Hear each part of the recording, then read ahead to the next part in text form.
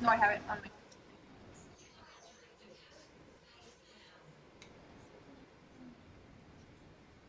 NHL has been. We have to switch rooms. Come on. Here. No, I got it up.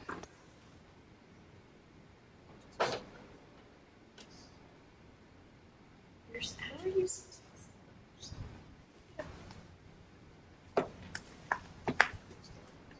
Change the color to black.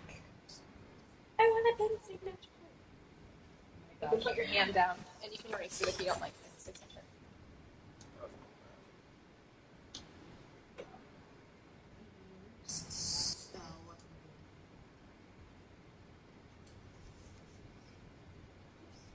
Close it all completely. Look good? Yeah. I'm gonna just email it to you, and then you can email it wherever you'd like. You're the best. You make me look so. I didn't know you sent it from my Comcast email.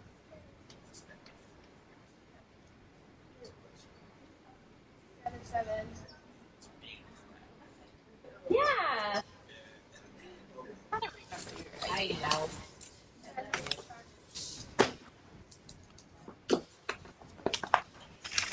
Perfection. I was wondering why there was something in here.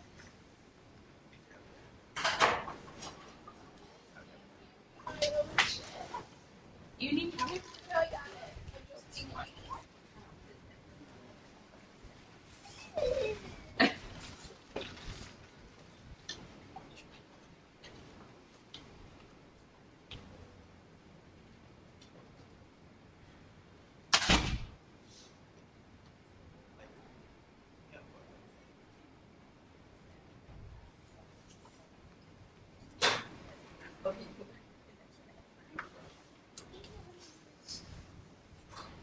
Oh, thank you.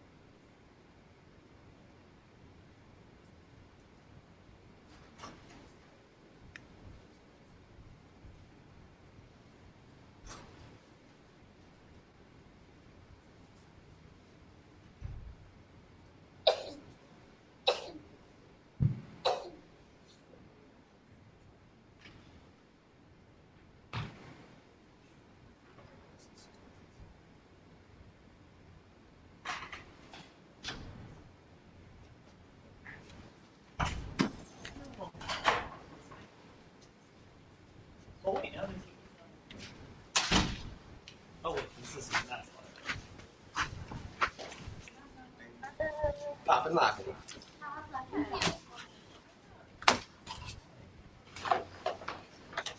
Manchester, we out. We out. I actually like the other room better. What? I like 210 better than Yeah, this this one. room blows. There's like no light in I here. know. It's depressing. Got the things instead of the TVs. Yeah, good.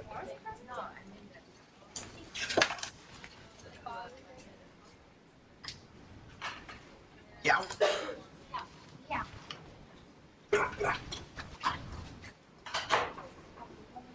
Hold the door. Hold the door. Hold the door. Hold the door. Hold the door. Hold the door.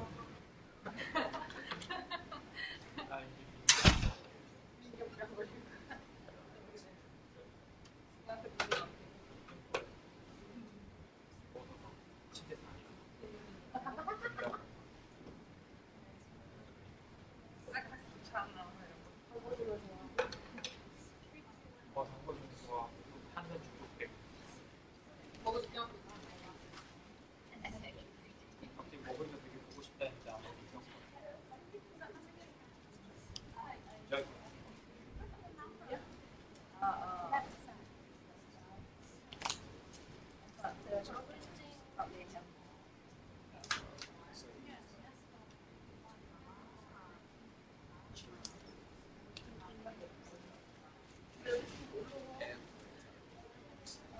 저 경우는 가면 안 돼.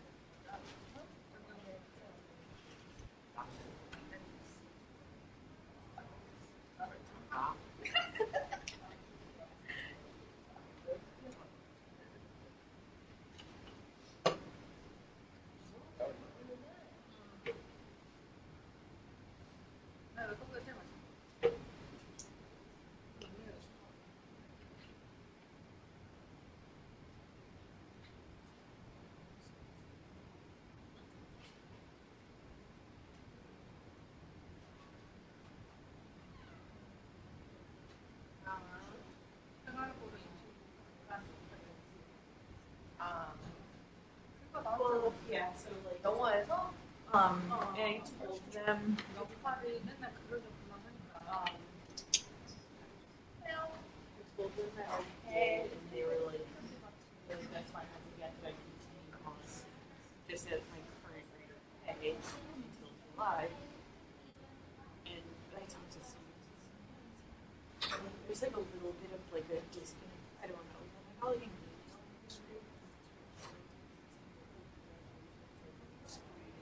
because of Saturday, like your creative pay is going to increase to like grad intern, your new grad intern, all this stuff's going to change. It's like, should I say something or like I don't know. So like I don't know if it's like what I was asked is like these what I really don't want to be as a grad intern, but a tech until like I should, you know what I'm saying? Because but like grad intern is like really it's very like develop a future pharmacist for them.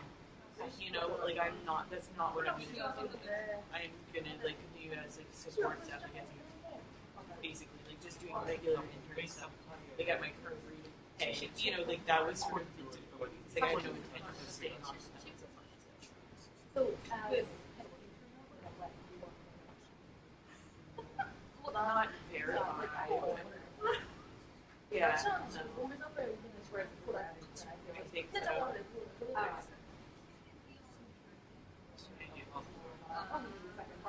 Yes, exactly.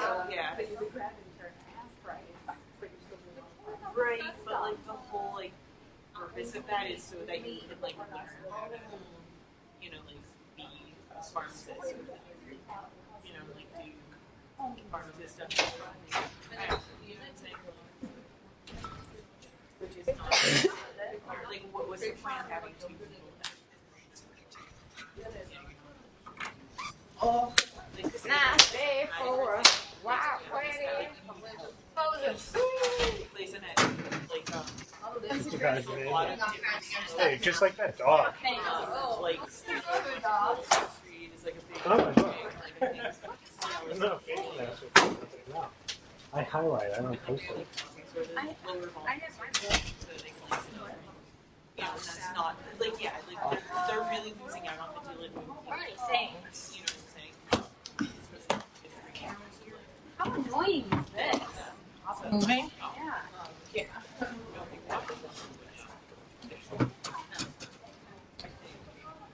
Are these all yours? Are those your friends? That red one's yours.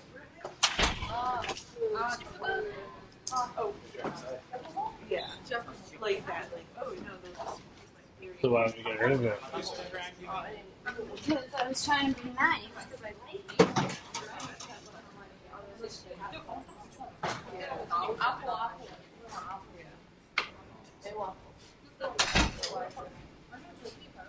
don't really know like how like they communicate or what. I don't think. Yeah, like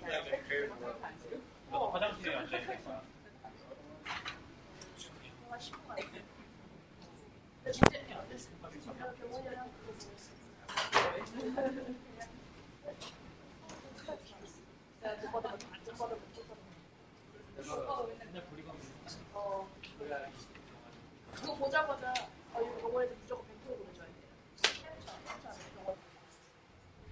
야, 너 토론에서 보내. 안 그래도 지금 화장실. 지금 화장실. 몸으로 실천하고. 영어는 안 배워. 진짜 그 아 그래.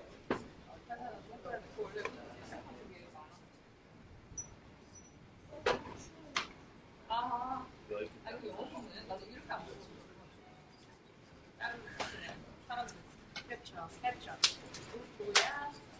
너의 정말 그 5 minutes. The other one.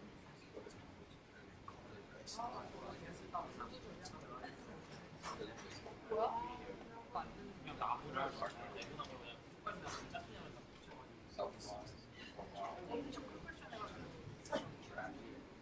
So why didn't 아니, 그거는 그냥 why was it 생각했고, listen? 이렇게 막 짠데 What object is it?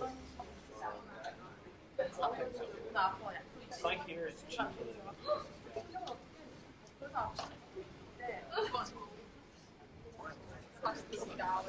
somewhere. One bedroom, $50. 처음에는 자유의식 하다가 we were looking. We're like, let's just look inside. 밤에 막 엄마가 벌레 생긴 mansion. Here, can't even get a shoe out. 그래서 우리 무조건 치워놔. 밤에 다 치워. 그러다 보니까 어차피 잠이 안 오고. 아침에 엄청 먹은 거야. 당분간에 또 부어내면 또 조심 또 먹으니까 그냥 막 아침 조심히 주는 거야.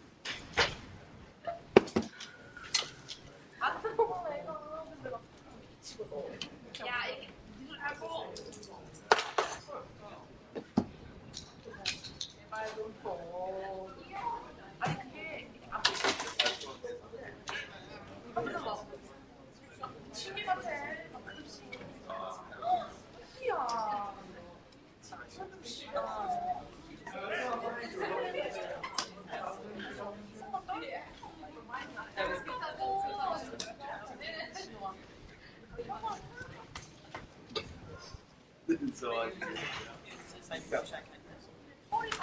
You know,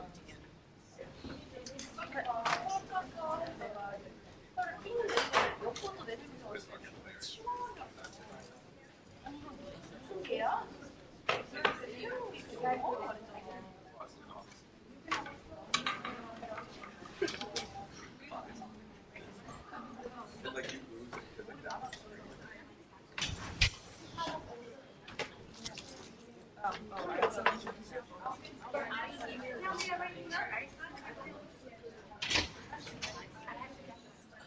yeah, I'll let you know how to take it goes.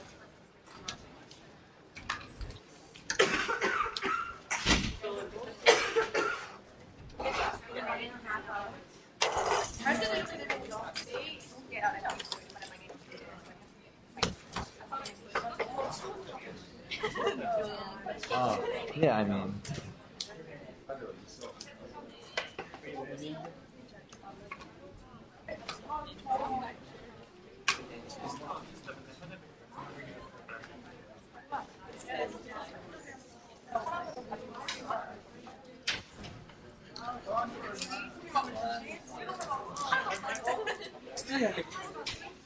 It's in the other room. Shit. Oh. Oops.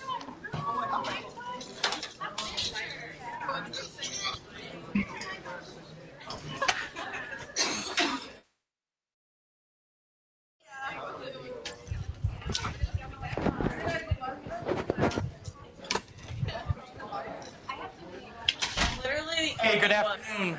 So now we begin our, quote unquote, the state law part or the mass part. So let's take a look at a few things and Blackboard for you, right?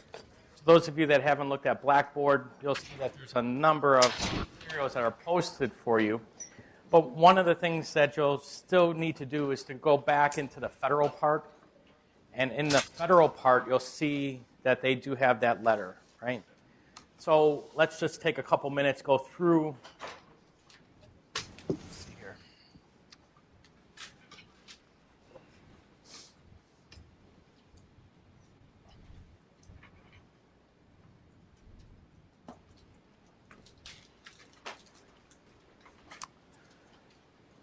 So a few things. Number one, like I said earlier, for the mass pharmacy course, geared towards this letter. And that's why we covered what we covered in the pharmacy law class. Okay?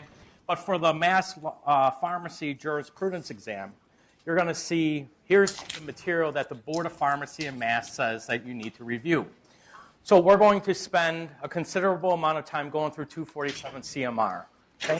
So we're going to focus most of our review on 247 CMR this morning. Okay? So that's the first thing that they say that you need to know. So when we go through that, there's been some changes that have occurred since you took pharmacy law. You're going to see here that when you had pharmacy law, we basically had sections 2 through 16. We now know that there's now a 21. So that gives us some information that there's a 17, 18, 19, and 20 floating around. Section 21 deals with the regulation of outsourcing facilities. Anybody have a clue what outsourcing facilities deal with? It's the compounding. So you're starting to see compounding regulations being enacted.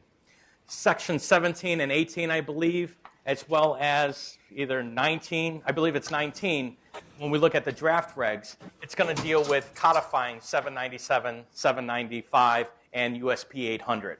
Okay?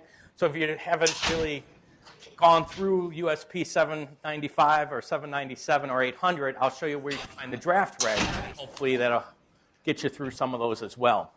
Even though they're in draft format, at least if you read it, you can understand a little bit more specifically about pharmacy compounding and sterile compounding. But I know you've had that in other classes at the college. Okay? Other issues are the board says you need to know policies. So we're going to look at 247 CMR. We're also going to look at the policies. Okay?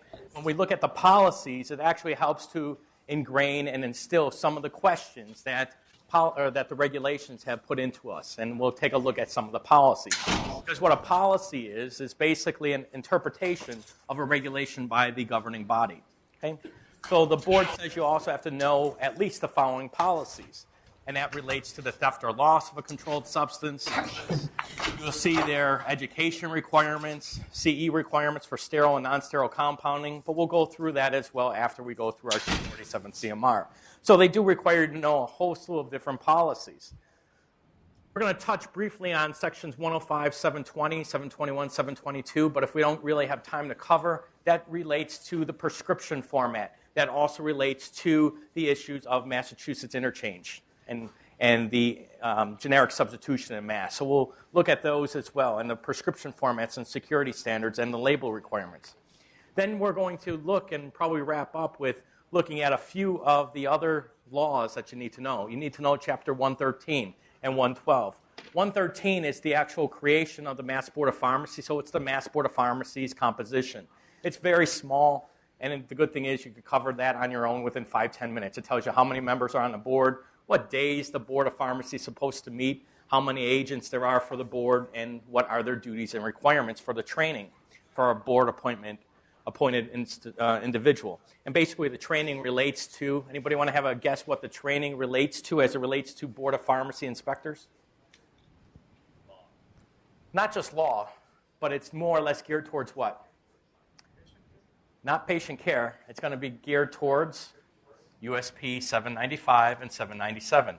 Prior to NECC, there really wasn't specific training as it relates to Board of Pharmacy agents or inspectors. After the compounding debacle, the boards, not just Mass, but all the boards of pharmacy started to train their inspectors on USP 795 and 797.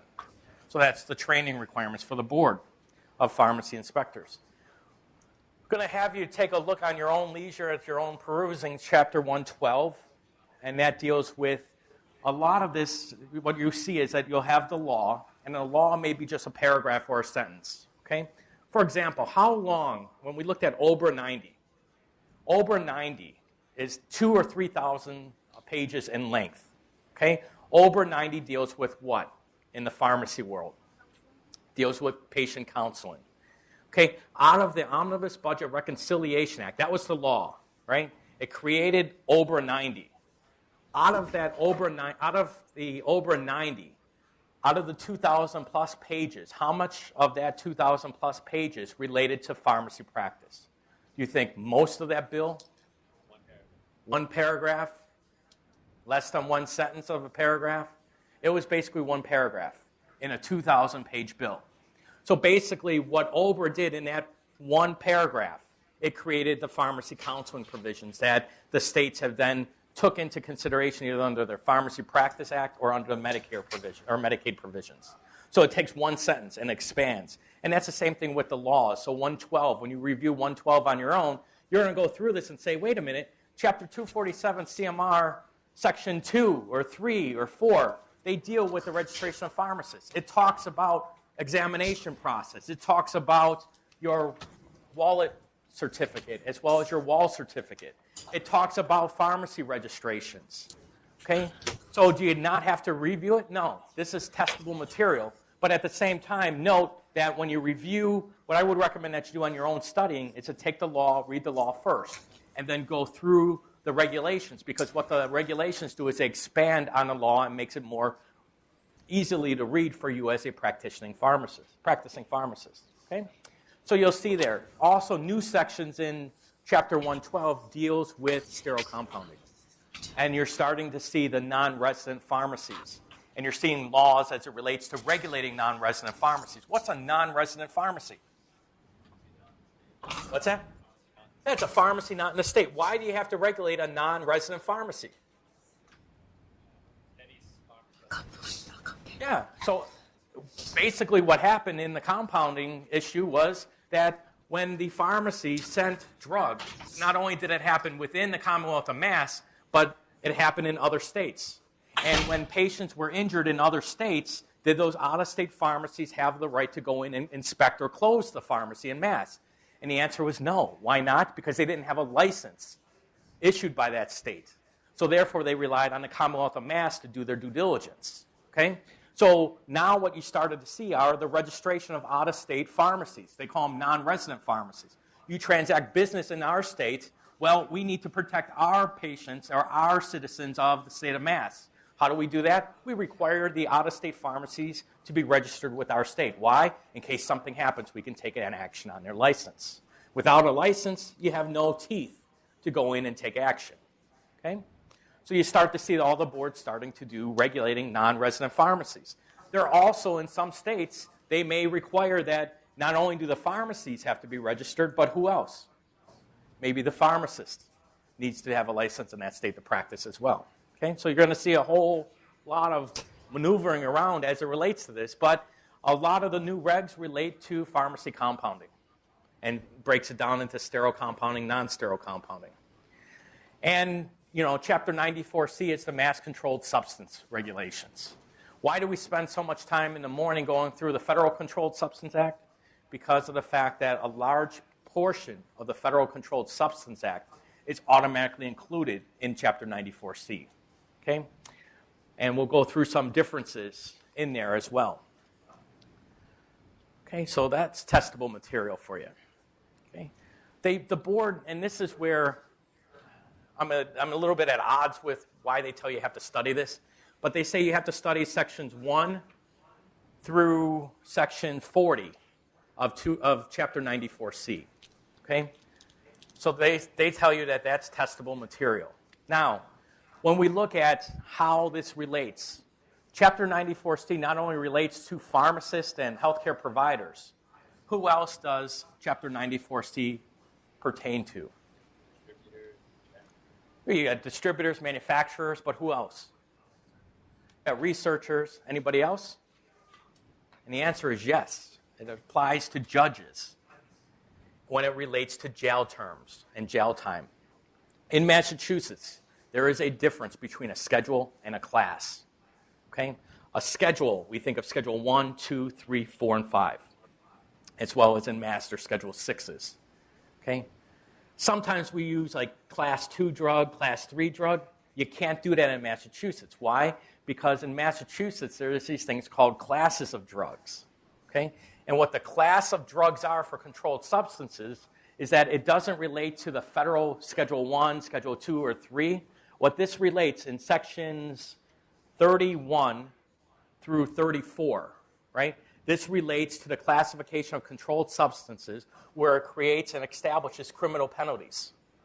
So this is what the judges look to when somebody is possessing like heroin or cocaine, okay? So you read the newspaper, and that's why I tell you got to read the news because you see tons of pharmacy law things that you could start to apply there, right? And you'll read the newspaper, and I just read something in the news yesterday or the day before, and it had something about, it had to do with heroin, right? And it said basically it's either a Class B controlled substance. Well, what's a Class B controlled substance, right? You're in pharmacy school, you probably never heard that, but when you go through the Class B or the Class A, it's the possession of these controlled, like heroin or cocaine or whatever it is, okay? And if you're found to possess certain amounts of it, these schedules here, these sections of Chapter 94C, is what the judges use to determine how long you're going to jail for. So when earlier this morning I said it really focuses on the day-to-day practice of pharmacy, if they're going to ask you a question on class of drugs and jail time, and when you really look at it, it's really from sections 31 down to 34, I would say there's probably a good chance that you don't really need to know that. However, give you the however, it's testable material because they say this is material you need to know, right? Now, for example, you think you're going to see a question on there about the protective custody of children found present where controlled substances are found? Probably not, right? Because what's that got to do with dispensing in the pharmacy? Nothing, right? Or immunity from prosecution for people seeking medical help for an overdose or providing an overdose. You probably won't see that, right? But on the same time, the board says it's testable material for you, okay? So what I would say is just read it one time and say, okay, I glossed over it, I at least know about it. If they ask me a question about it, great, I'm going to get that wrong, right? When I took the MPJE many years ago, there were 1,200 pharmacies in the Commonwealth of Mass. Out of the 1,200 pharmacies, less than 10 had a certificate of fitness. What's the certificate of fitness used for? The sale of medicinal alcohol. I said, why do I need to study the certificate of fitness, right? Because there's only 10 pharmacies in the Commonwealth that had it. Well, when I took the exam, I almost failed it, or I thought I failed it, right? Why? Half the questions, or in my mind, half the questions had to deal with medicinal alcohol and certificate of fitness questions, right? I wound up passing, but at the same time, it's how they get into your mind, right? It's like when you take an exam and the very first question on the exam is the toughest question you're ever going to find. You ever have an exam question like that? Where the first question you take and you look at it and you start scratching your head and you say, I got 50 minutes to complete this test, and the very first question is impossible, and then you think you're going to fail the rest of the test, right? But you work your way through the first question and you say, I've wasted enough time on this, right?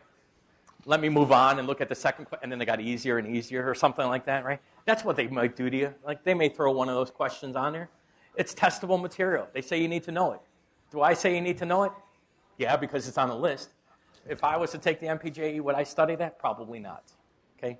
But 100% of your questions could be on that, right?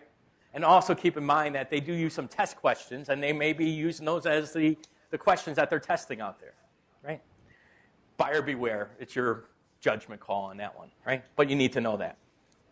So I'm going to say, you should know it. But whatever, that's just a lawyer in me, right? The other issues here, Pharmacist Manual, Poison Prevention Packaging Act, Prescription Drug Marketing Act, FDA recalls, misbranded, adulterated, also the entire, and this is why you click on this link, and it takes you to the Food and Drug Administration. You need to know all the regulations for the Food and Drug Administration as well, right? But use your judgment on those as well. And then we're going to look about the Board of Registration of Medicine. They do have some nice information posted on there, as well as prescribing practices. That's a nice review for you. Okay, so that's the game plan for your studying materials, right? Now, one of the things that you could do is you could just download that letter and then click these blue links, and it should take you to the website for it. Okay, that's nice. I also did something nice for you. For all the laws, the rules, regulations, I post them in the Blackboard for you so you could just download those, okay? So I made it a little bit easier for you, especially when you're looking for like Chapter 94C in the Mass Controlled Substance Act. The reason for that is that a lot of the regulations, if you lose access to the boards of pharmacies, or if you lose access to the Blackboard, at least you can pull down this letter, and then you can click the links and you can find all the regs, okay? And one of the things that you do have to know about is to try to find out where do you find the laws, right? So you have to scroll through until you see Chapter 94C. And then when you scroll through, what you then do is you click every single link. But what I did for you is in the pharmacy packet for Mass Law, is that I did in the packet here for you, when you go in there, you'll see that these are downloadable. They're nice for you, and they are in PDF format for the information, okay? So all the information is there, PDF format, and you can do that. Now, the downside is that you take the exam and then you don't pass. You have to keep in mind the fact that regulations may be changing. So you want to always check the Mass Board of Pharmacy's website for the current information. How do you find the Mass Board of Pharmacy's website? You Google it. You go on Google, you find Mass Board of Pharmacy, you click the website, and here's a whole slew of information for you. One of the other things you could do is you can scroll down, and then you could go down for the draft regulations, or you can go through and look at regulations and statutes, right? So when you type in your statutes or in 247 CMR, they're in PDF format here as well, for you as well. Readily retrievable. So you can go through, and you could go through each of these individually as well if you want to go through the Board of Pharmacy's website. How do you find the law? Well, you go through the link here. It's Controlled Substance Registration, Chapter 94C. So basically what you want to do is you want to go through and see where is Chapter 94C. So you're going to see that Administration of Government, Chapters 1 through 182. So you're going to click this link, and that's going to take you into Chapter 94C. So then you're just going to look for where it says on the right-hand side, Chapter 94C, and you're going to see that it falls between 93 and 110, Regulation of Trade. And then what you'll see here, it just keeps scrolling down to all the laws, and you'll see the Mass Controlled Substance Regulations. So you can go in, and what you have to remember to do is you have to go through each of these individually and click on the button and find the law. Okay? To advance to the next section, you just hit Next. So you have everything at your fingertips. Same thing with 112 and Chapter 13 there for you. You have those available there. Okay? So let's go back now. Let's go back to 247 CMR. And that's the Pharmacy Practice Act. Okay. So let's go back for a few minutes and let's just go through and to figure out how are we going to study this material. Well, what I like to do is go through the regs, and we'll go through them chapter by chapter. And it's 247 CMR, right? So chapter 2. I'm not going to, the slides, I told you earlier, the key with my slides are basically cut and paste from the material. Okay? Only reason I have slides, it keeps me going into like a pattern to keep me on track to make sure I cover everything. Okay? So section 2 of 247 CMR is a definitions section. You got to know the definitions. Why? Because what's going to wind up happening is you're going to go through a section and then you're going to say, for example, as an intern, you act as like quote unquote a pharmacist under the direct supervision of a pharmacist preceptor, right? So what does direct supervision mean in wording? And so you're like, I don't know what direct supervision means. But we talked about it in class, but at the same time, you'll see a definition of it, being that direct supervision is a type of supervision a board-approved pharmacist preceptor in a pharmacy department provides to an intern when said preceptor oversees and directs the professional activity of the intern, including directing, reviewing the work of the intern, and also overseeing the activities of a technician. Okay? So you see different terms. If you're not familiar with the terms, you need to look it up. Okay? Now, as we go through the regs, you should always print out, if you're going to print out any document, it's the definition section. And remember in law, I picked on somebody for the whole semester when we looked at the law for the definitions. Do you remember who that was for your class? And Mary, right? Where's Mary? Rosemary. Where's Rosemary? You came up to me afterwards, didn't you? And what did you tell me? You said it was nice to meet me, and you were glad I picked on you to do that because so many colleagues of yours and classmates came up to you and asked you questions about the definition section, right? But you got to meet everybody in the class. Yep, I remember that one, right? I think that's what you said to me. There you go. See that? So there's a method to my madness. Everybody knows Rosemary, right? Yeah. Did you meet her there in pharmacy law? But yeah, there's a method. So you're going to be the definition person. Right? Everybody's going to come to you. No, just kidding, right? So in section 3, this is how you get licensed. Then remember, this is part of the exam as well. So the first part is you need to take an examination. Okay?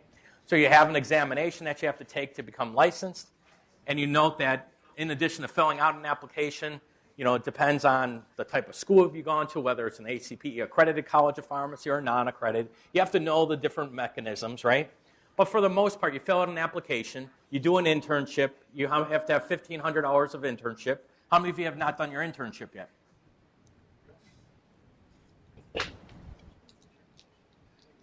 Regulations say you need 1,500 hours of internship, correct? Yep. How many of you have done your internship? Almost. Oh. So when did you do your internship? It's in your last year of pharmacy practice, right? So one of the things that needs to be done is that these regs still need to be updated. Why? Because a lot of these regs, when they were going through and enacted, it's at the time when it was the Bachelor of Science pharmacy program, not the full PharmD program, okay? So you get your 1,500 hours doing it by your last year of your experiential experience, correct? Okay, so you see that. You have to at least be 18 years of age, but you also have to be of good moral character. What's good moral character mean? That's the definition you have to look up, right? Good moral character. It's virtues and things of being, well-versed in the area and that you're not going to go out there and cheat people or cheat on taxes. And it's honesty virtues, okay? You'll also see here you have to take an exam, MPJE and NAPLEX. You have to score 75 on both, okay? How long do you have? You have 1 year to complete both parts, okay? What's reciprocity? Did you have a class? Did the registrar come in and talk to you about reciprocity and score transfer? Okay, so you understand reciprocity. In order to reciprocate your license, you need to have a license in good standing. And what does good standing mean? Go back to the definition section and look it up. But basically it means you don't have any actions on your license. You have a current active license without any suspensions or anything like that on there. Okay? So good moral character. You have your other issues here about graduates of non-approved colleges of pharmacy versus approved colleges of pharmacy. Okay? You have reciprocity. Going back to reciprocity, if you have a license by reciprocity, it means you have to keep your original license in good standing. Which means that if you were originally licensed in, let's say, New York, and you reciprocated your New York license into Mass, and you never plan on going back to New York and working again in your life, if you have a reciprocity license, you need to make sure that your New York license is still active. Because once you let your New York license lapse, if you're doing it by reciprocity, your Mass license would also lapse. Okay? If you did what they call a score transfer and got original license in New York and Mass, you could let one of them lapse without affecting your other license. Okay? When you do score transfers, you're all set with score transfers. You know the deal with score transfers? Okay. Huh? No? Yes? You want me to talk briefly? Score transfer. The deal with a score transfer is when you take the NAPLEX. If you do a score transfer, you will then take your grade for the NAPLEX that you took and you got graded on, and you're going to do a score transfer for that grade to not just Massachusetts, but also New Hampshire, Vermont, wherever you want to get licensed in. When you do a score transfer, that's the first step in setting your license up to the next step, okay? You're going to score transfer your NAPLEX requirements, okay, your score transfer of the grade. You basically have 1 year to complete all the other requirements to get licensed in that other state. Okay, so if you want to get licensed in New York and you do a score transfer from Mass, you're score transferring your NAPLEX, which means you don't have to redo the NAPLEX in New York, but you do have to take the law part and the wet lab part, or anything else that the board requires. Okay, and you do have a time limit to do that. Otherwise, the scores just cancel, or the transfer just goes away. Now, the bad thing is you could do all 50 states if you want, but you have to pay for it. Okay, so every score transfer you're paying for it. Okay, now. You can do that. That's fine. Okay? The other way of doing it is reciprocity. The third way of doing it is to meet all the other requirements. So I've been out of pharmacy school since 1994. Okay? Let's say, hypothetically, I want to get my Virginia license. I can reciprocate my Mass or my New Hampshire, or my Mass or my New York license down in Virginia. Right? Or what I could do in the alternative is to take the NAPLEX all over again. Right? I've been out, 24 years? Things have changed a lot since I took the NAPLEX, right? But you can do the NAPLEX again, and then you still have to take the law part and anything else, right? But you can take it by examination as well. So once you've been practicing for X number of years, you may want to think of reciprocating your license if you're going to a different state. But not all states allow for reciprocity. There are some states that don't, okay? But there are few and far in between now. Most states do allow for reciprocity. And then you'll see here, once you get your license, you're going to get a certificate of registration. That's usually the wall thing that looks like a diploma. And you'll also get a wallet card. Okay? But if you lose your certificate of registration, you can get a duplicate. And that's the laws that tell you how to get a duplicate personal registration or certificate. Section 4 deals with continuing education. Okay? And also continuing requirements for pharmacists. So let's take a look at this. In Massachusetts, personal registrations, and we talked about it earlier. Your pharmacist license expires December 31st of the even number year. So every year something's expiring. Personal registration or the store registration. If it's the store registration, what other registrations are associated with the store? It's the DEA, but that wouldn't be state-specific. Okay, that would be by the DEA, and that expires every 3 years, right? But in the pharmacy world, your retail pharmacy license, so your retail store license expires on the December 31st of the odd year. What else?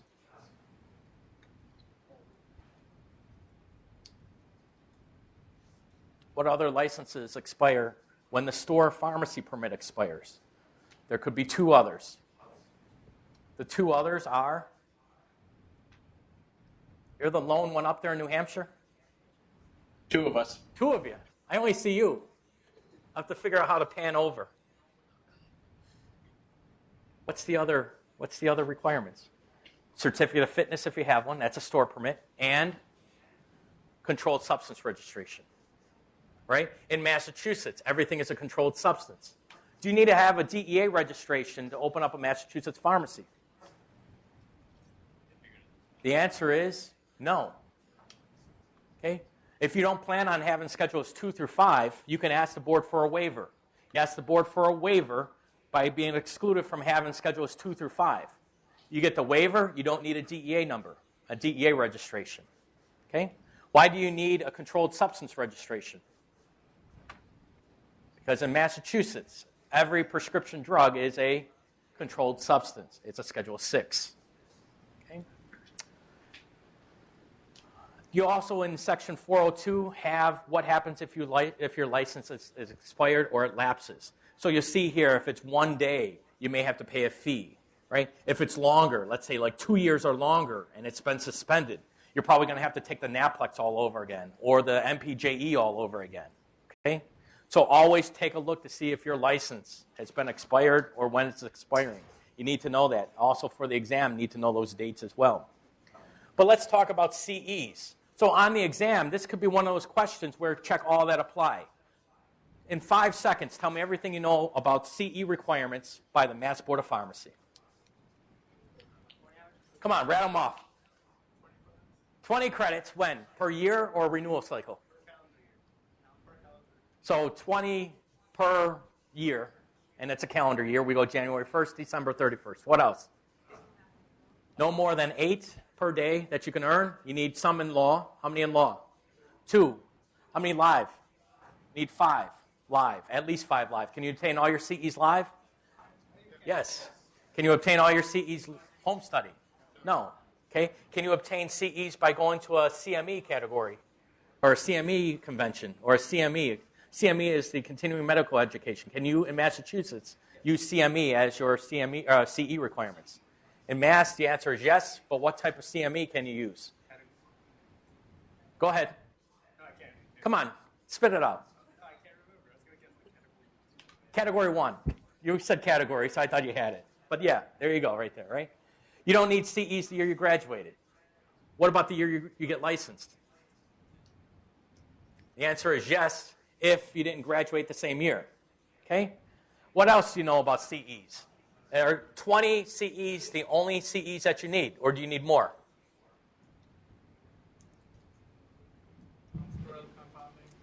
Okay?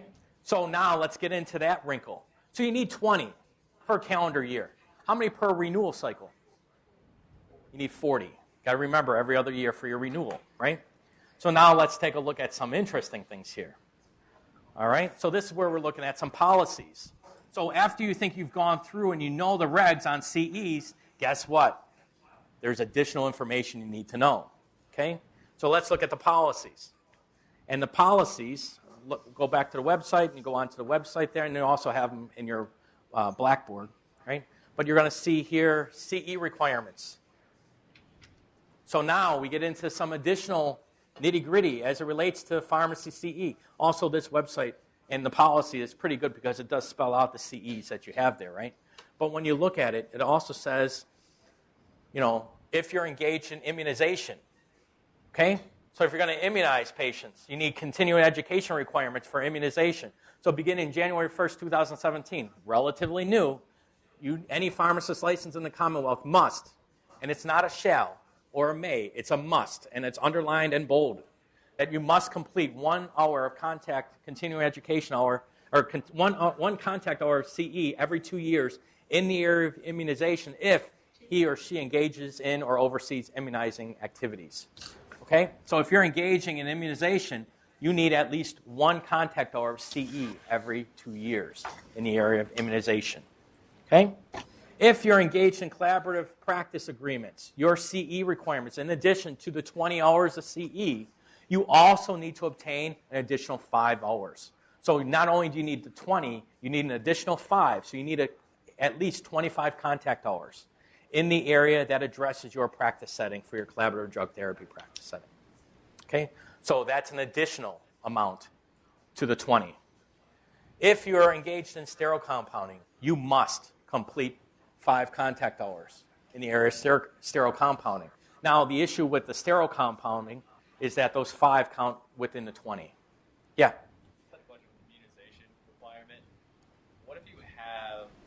If you have the certificate, you can so if you're question about immunization, you have a certificate. Yeah, but what if you're not giving any vaccines throughout the entire year? You don't have to do it? So what happens if you don't immunize?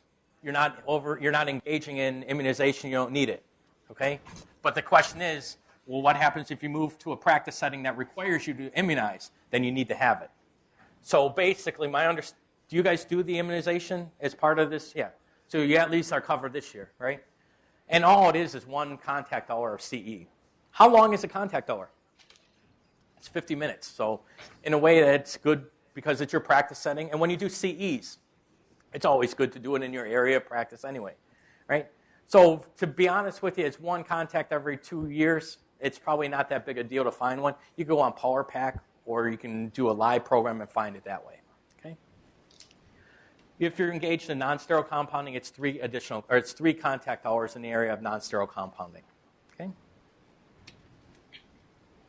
And then here's where it says the 5 sterile, 3 non-sterile compounding may count towards your 20 hours. Okay. How do you tell if the program is a live program, if it's a home study program, or the area of practice set, or what type of practice CE that was relating to? So realistically, the gold standard is what in the pharmacy world? It's ACPE accredited, right? The Board of Pharmacy and Mass also accredits providers to do CE programs. Okay, I prefer to go to the ACPE accredited programs. The reason for that is I'm licensed in Mass and New York. New York only accepts ACPE accredited CE programs or New York Board of Pharmacy approved programs. So I choose to do all my CEs ACPE accredited. Why do I do that? So I can use my Mass credits and New York credits together. Okay. Now, one of the things you do have to keep in mind is that in Mass, it requires you to do at least two CEs in the area of pharmacy law. So how do you find out if that program is in the area of pharmacy law? Well, here's an easy way of doing it. Okay. What we're going to take a look at is we're going to go on to, let's just say, Power Pack real quick, and let's just hypothetically say you didn't see me clicking the law CE part. Right? So how do you tell if this program was home study or live? Well, you're going to look at the ACPE number under the accreditation statement. Okay? And you'll see the ACPE number right here. Now, what you need to know is it's usually the last three digits, the H03. Okay? The first few digits, they kind of correspond to, like, remember the NDC number? The NDC number relates to the manufacturer, the drug product, and then the size of the package. Kind of the same thing with ACPE numbers. So this is probably the provider. This relates to the program that it was being offered, probably the year that it was offered, whatever the case. But the last three digits, the H03, the H stands for home study, which means you did it not live. It was basically non-didactic. It was at home, okay? So it was the home study part there. If it was an L, that would mean that it was actually live. If they did something to you that gave you a teleconference, most teleconferences have the L for live. However, if they put it in there that it was a C for a teleconference, that's where you have to maintain additional records for the part that was live versus home study, and you have additional requirements there. The last two digits respond to, it could be a 01, 02, 03, 04, 05. That's the type of program. Law always corresponds to 03. Okay? If you're looking at medication errors, that would be a 05. Okay? So there's a code for all those as well, and you can take back and look online for what the different categories are. But that's usually live is H, or live is L, home study is H, and then law is the 03. Okay? Question? Yeah. For the MPJE, would they require you or like ask questions about those codes? Maybe. Really? Maybe. I mean, like they can ask which one is a law CE, which one's not. I mean, it falls in that small area of whatever, of the licensure requirements. So it would, I mean, maybe they will, most likely they won't, but it could be one of those things where you click off all the above that apply. It could be in that type of question. Okay. Other items to consider within ACPE and CE is, how many of you have ever gone onto the National Association of Boards of Pharmacy's website? So you've gone onto the NABP's website. Anybody register yet on NABP's website? Okay, you probably registered already for something on here, right? When you get licensed, one of the things that you're going to have to register again on is the CPE monitor. What the CPE monitor is, the Pharmacy Continuing Education Monitoring. So as you do a CE program, what happens is the provider sends your certificate of attendance to the CPE monitoring service, and it gets recorded electronically. That way the boards can see who's done their CEs electronically rather than a paper audit. Okay? So when you log in, you're going to have to give some identifiable information in the beginning, but that's okay, right? I had to do it. Everybody else had to do it, right? But one of the things here is that you can look to see how many CEs you have done for the year, and you can sort by year or however period of time you wanted to check to see what you have. And it also tells you if it was live or home study.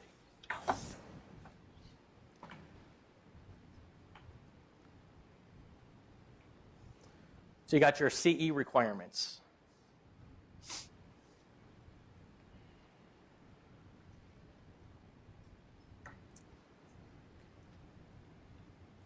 We covered that for pretty well. Other things in CEs would be if you provide if you teach pharmacy law, you're able to get credit for your pharmacy law course that you teach. So there are requirements in here for teaching programs, CE programs, as well as for the instructors who teach you in the pharmacy schools for the different products or for the different courses. The other thing that you need to know is that you do have record-keeping requirements for CEs. How long do you have to keep your records? usually 2 years. Okay, so it's 2 years after the renewal process. Okay.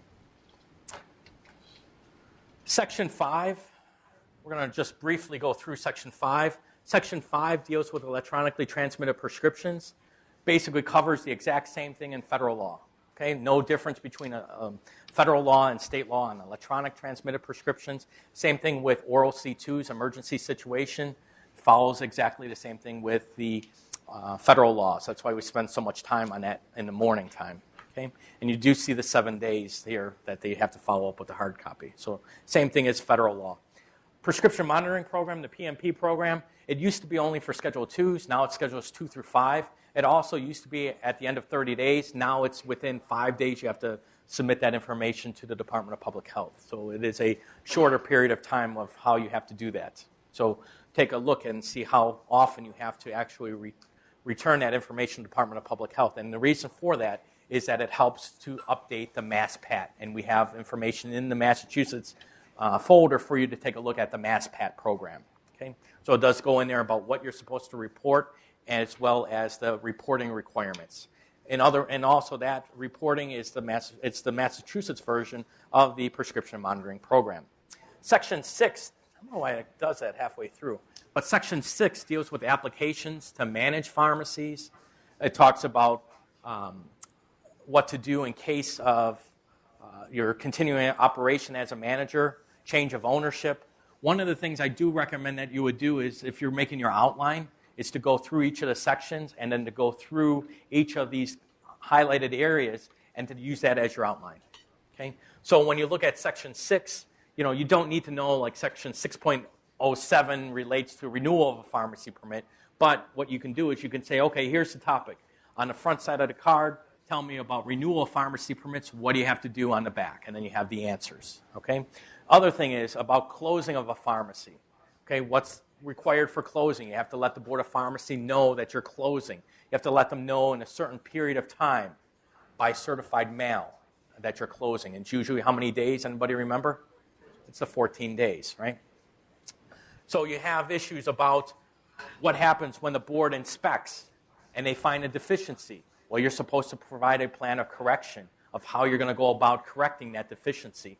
And you'll also see in Section 6, duties to report in case of an improper dispensing of a drug. So if you dispense a drug that causes serious injury or death, you're responsible for reporting that event to the Mass Board of Pharmacy. Okay? So you see those issues in Section 6. Section 7 goes in to talk about wholesale druggists. These are your wholesalers. Why do we have Section 7, registration of wholesalers? Anybody remember? What's that? It's a closed system, but also there's a federal law. What was that federal law called?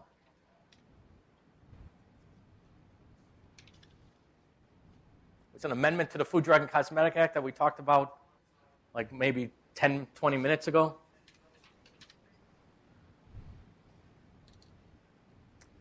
Maybe it's on the screen under Section 701. Begins with a P. PDMA, which is what? The Prescription Drug Marketing Act, right? Requires the registration of wholesalers. What else did the PDMA do? Requires that if you're going to have samples, that you can't have them in a retail pharmacy, right? Also, it talks about doctors' offices and samples, that if they're going to provide samples, they have to record them. They have to provide the same information as it relates to a pharmacy label that you're required to put on there. Okay? So we see the licensing requirements for wholesalers. Talks about, rather than a manager of record, talks about a responsible person, talks about other issues about the wholesalers. Why do you want to register wholesalers? Because they are part of the system where you want to make sure that where you're getting your drugs from, that they're not adulterated or not misbranded, and that they've been held in conditions that have been according to the labeling requirements. Okay? So you see Section 10 talks about wholesalers. Section 8, you probably want to spend some time on it. It relates to interns as well as technicians, the duties and responsibilities. So when you look at technicians, what are your 3 levels of technicians in Mass? You got a trainee, you have a certified tech, and you have a registered pharmacy technician. There's age requirements. There's educational requirements, right? There's examination requirements. Guess what else? There's responsibilities of what each can and cannot do. In the packet, in mass law, there are responsibilities and there are questions and answers posted in there for what technicians can and cannot do. I know I'm going to run out of time, so I really can't go through each of those individual postings on a case-by-case basis, all right? But they're there. What I recommend that you do is go through 247 CMR and then go through the additional information as well in your preparation for your studying. Because in some of those instances, they have questions, like what can a certified pharmacy technician do? Can they transfer prescriptions? So can a certified pharmacy technician transfer a prescription? The answer is, it depends, right? What's it depend on? It's schedule of drug. Can a technician transfer a schedule 3, 4, or 5? And the answer is no. Can they do a 6? Possibly, okay? So you got to look at, see, and keep in mind all of these, all the information there for you, okay? Also, you'll see in section 8 the ratios, pharmacist to technician, okay? So here's the question for you. You have no certified techs and no interns. How many technicians can a pharmacist have? 1 pharmacist to 2 support personnel. You have a certified tech or you have an intern. Now the ratio, 1 to 3. If you have 2 certified techs or a certified tech and an intern, goes up to 1 to 4. Okay? Pretty easy, right? How do they ask that? Or what's real life situations? You have a line out the door. Okay? You're very busy. The front end manager says, oh, I can send back a cashier to ring that person out. You say, great, send them back. Okay? So now all of a sudden, do sales clerks and cashiers and delivery personnel, do they count in the ratio of technicians or interns? The answer is no, right? So they're strictly ringing out the person at the cash register, okay? Here's what happens, is they're also cross-trained, so they know HIPAA and everything else, okay? So what happens is that you have a cashier, okay?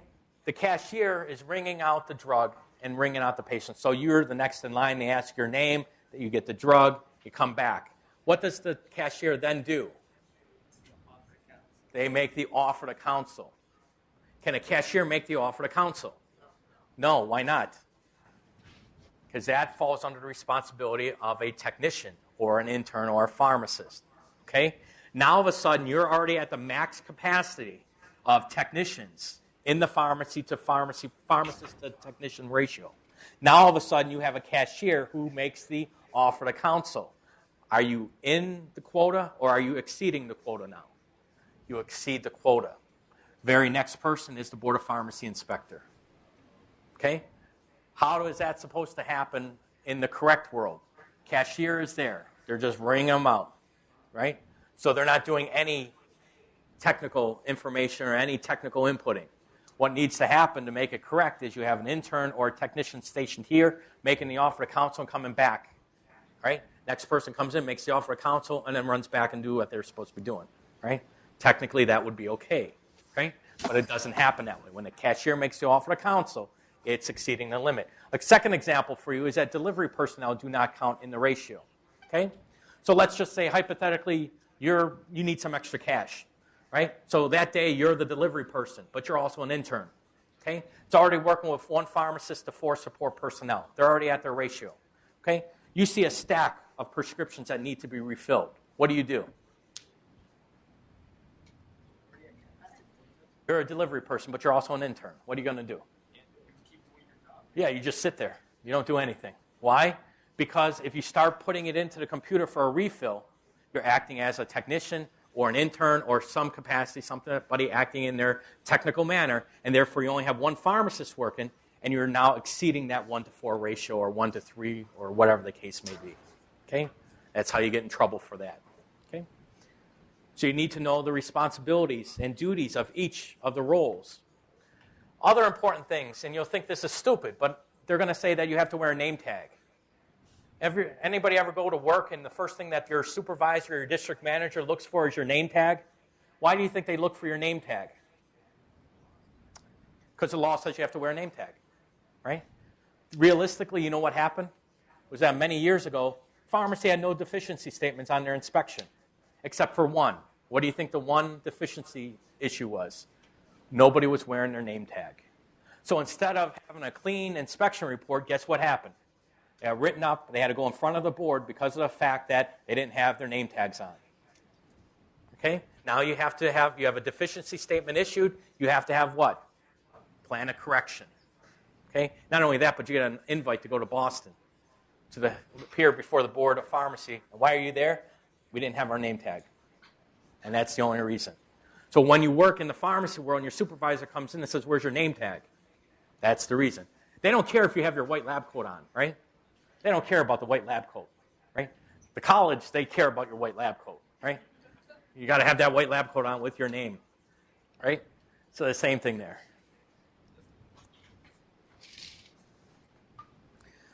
Section 9 talks about professional standards. Now, do you have to know all 19 of these? The answer is yes. But when we look at it, they are kind of self-explanatory. Now, do you remember earlier when I said you need to read the USP and you need to know everything about the USP? Well, we're finding out later on today when we look at the draft regulations. And I don't know why they're actually doing it, but I know why they're doing it. They're codifying USP 795 and 797 into the 247 CMR Practice Act. Do they need to really do that? Does the board really need to go through and codify and to come up with its own version of 795 and 797? What's that? Do they need to do it if they want to take you on? Okay, so here's what happens. The board comes up with draft regulations, which they're in now, and it relates to 795, 797. Okay? It's been taking them almost 2 years to come up with this. They finally get it enacted. What's going to happen in about a year from now with USP? They're going to update USP 795 and 797, which means that the Board of Pharmacy and Mass, since they just codified 795, 797, based on the old version USP 797, they're going to have to be updating 795, whatever, section 17, 18, again. Why? Because they're already outdated according to USP. Does the board technically need to have a section on USP 795 or 797? And the answer is no. Why not? It's already in the regulations. Where is it already in the regulations?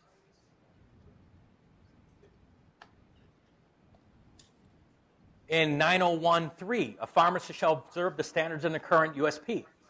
It's already there. That one sentence basically says you need to observe the standards of USP. You need to know sections 1 through 1,000.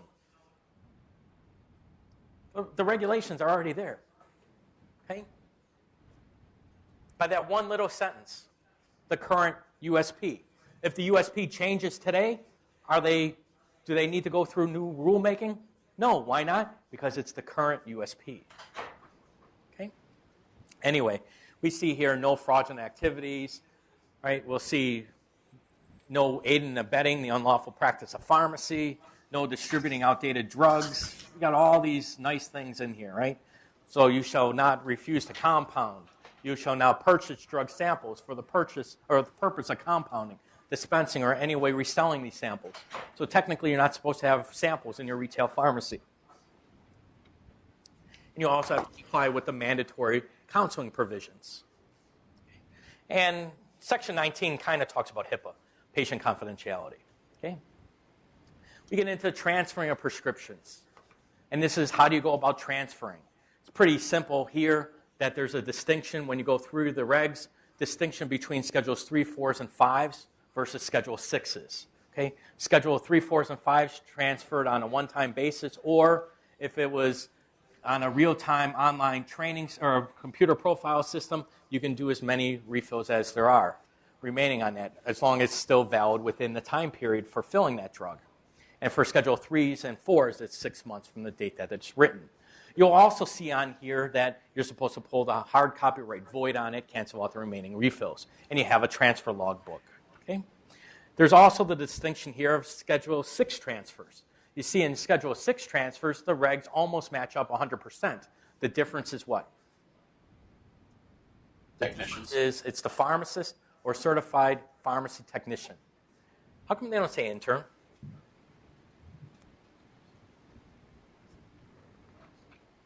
Intern can do whatever the pharmacist does, but why wouldn't you think that they would say the intern?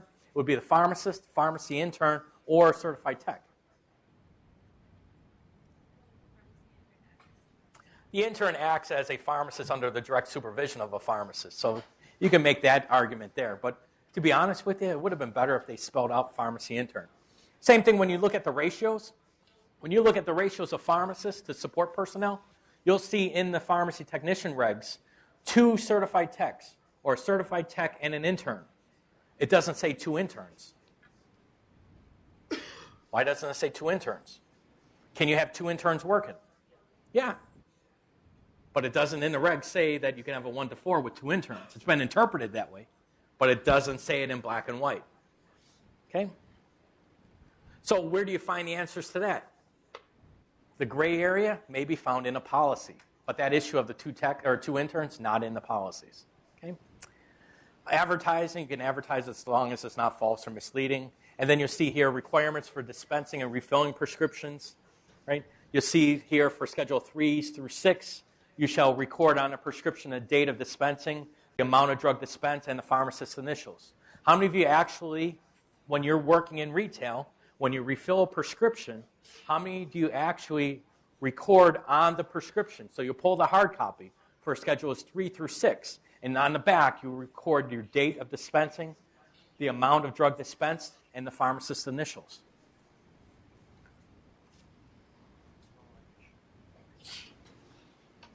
What do you mean nobody? No?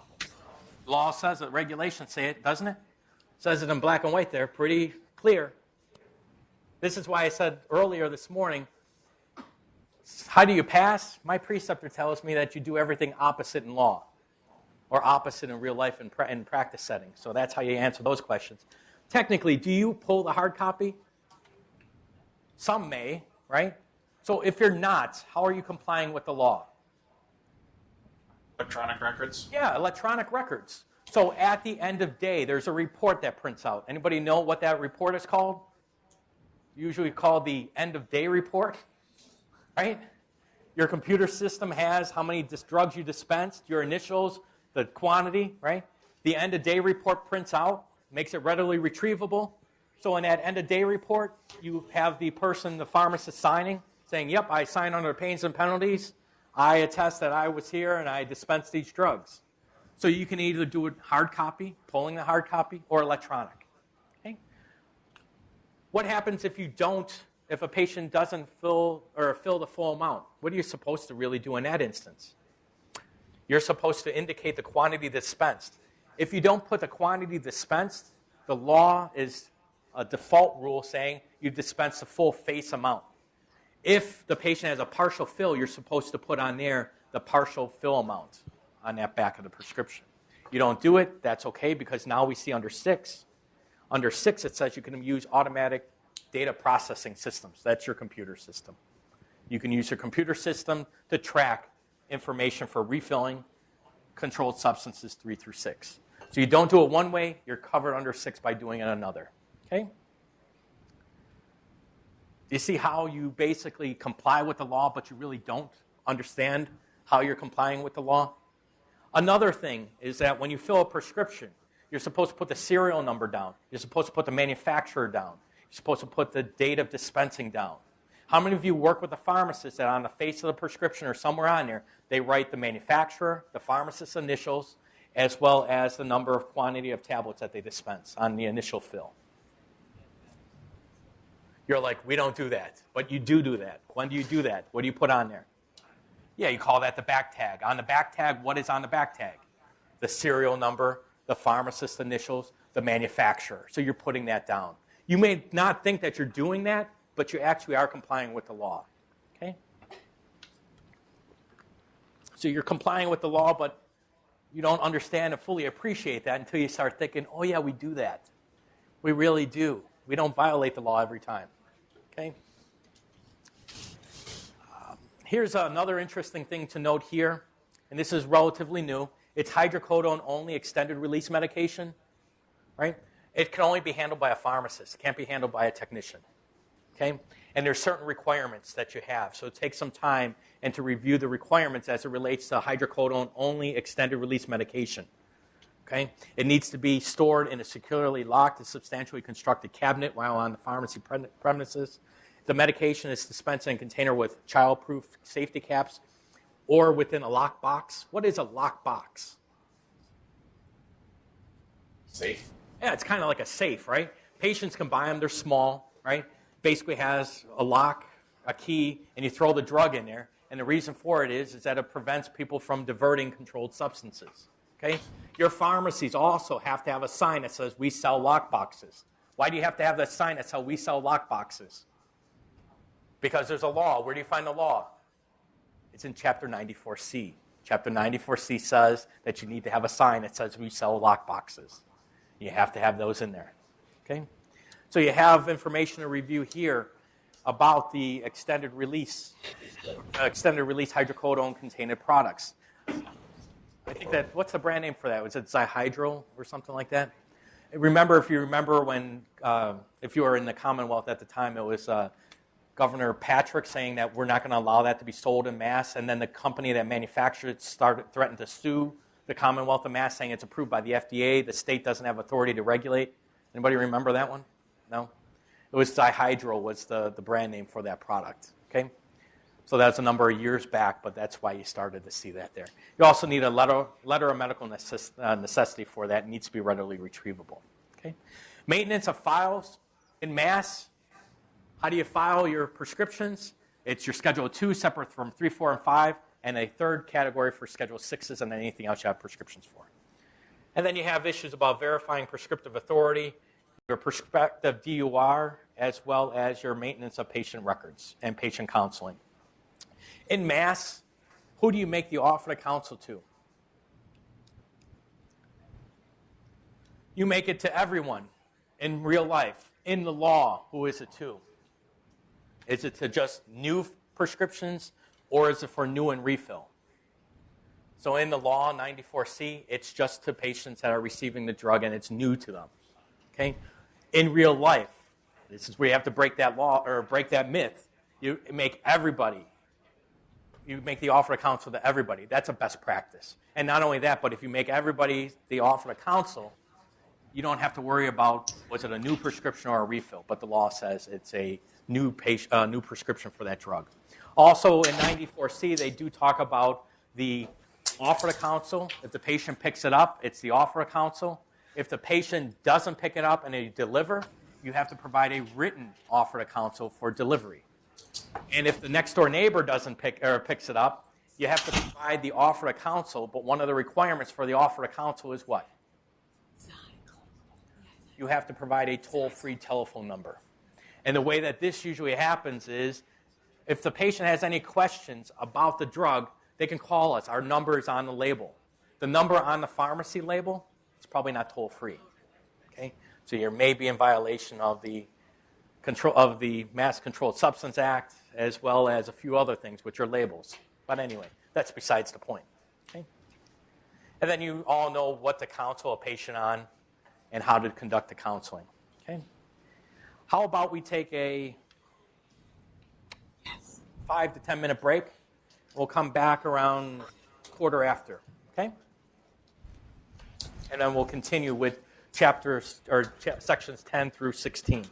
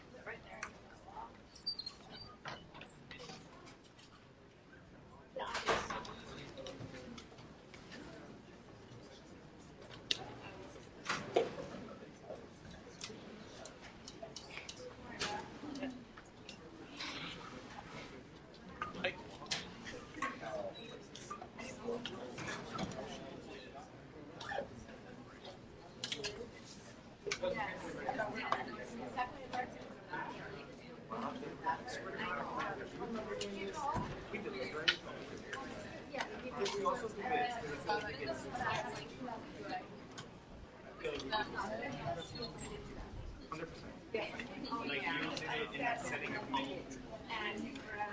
where they were like, if you're gonna stay in Massachusetts, this is how it is. So we were.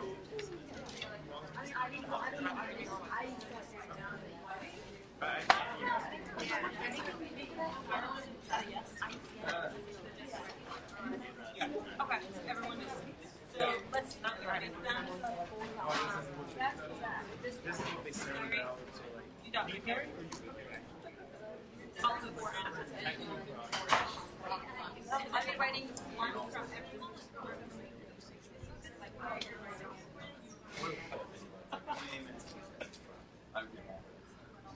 Talk to any one of them. I mean, I'm your personal decided. It's something MCQ will Be careful to stab that right cat. because we're not going to see crap. You know what I mean? But diabetes. So we would make them like because if we because okay, it's not on it.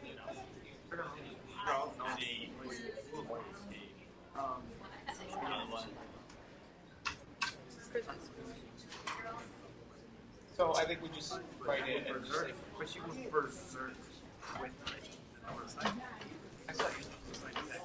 You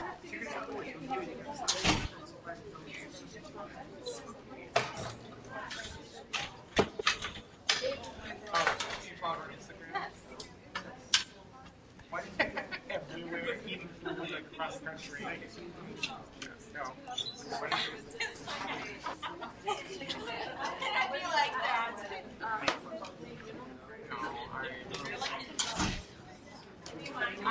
I've missed out on life.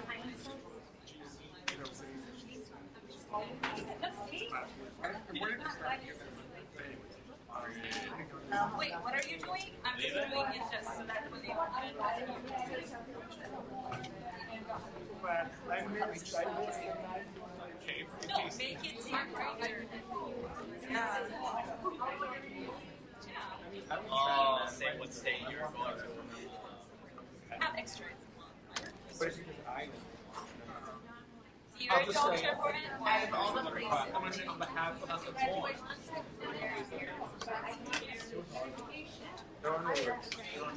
If I say on behalf of, that means I wouldn't sign it. Yeah. What if I say on behalf of? Where do you want to spell what state?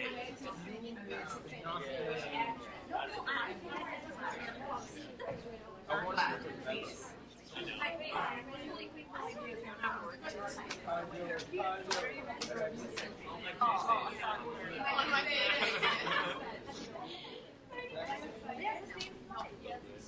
It was awesome. I think at least right now,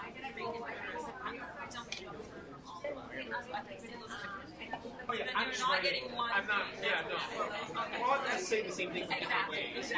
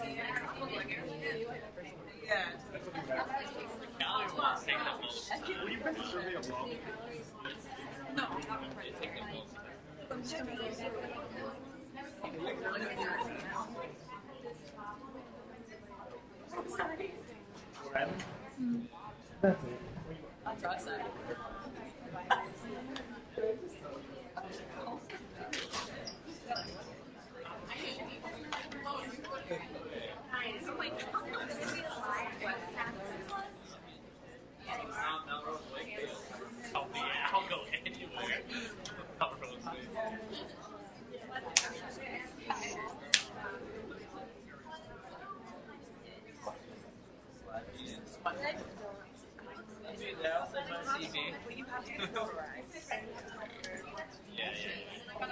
There's shit in there.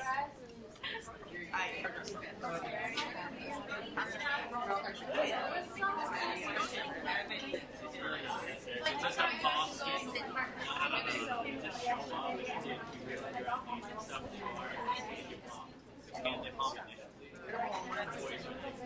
Then when you leave, you come back and it's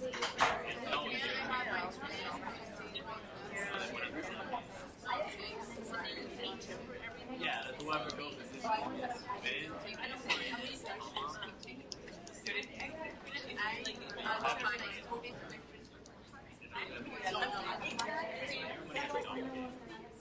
I have one. It's my cousin. But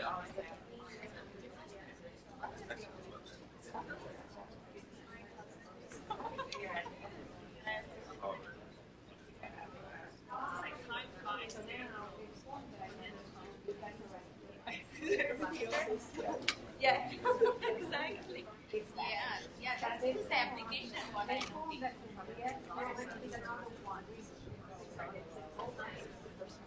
I don't know. How could you really?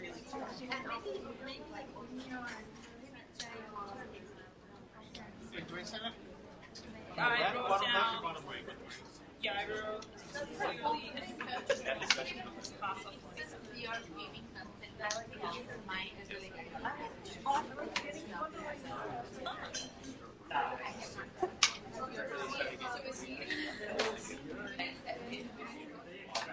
gonna write down something else. I haven't even heard it. Yeah.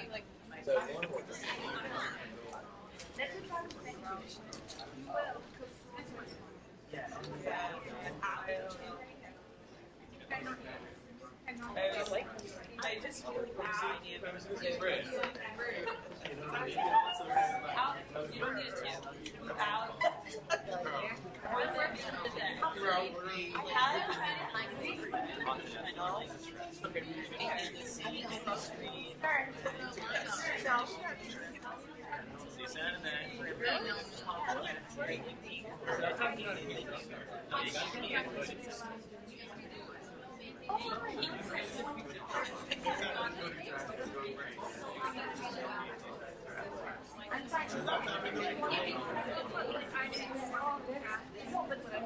to come in and hold it.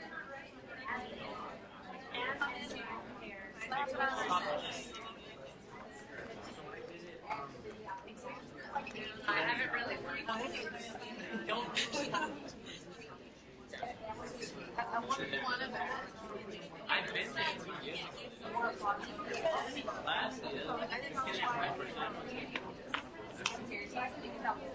I know, it says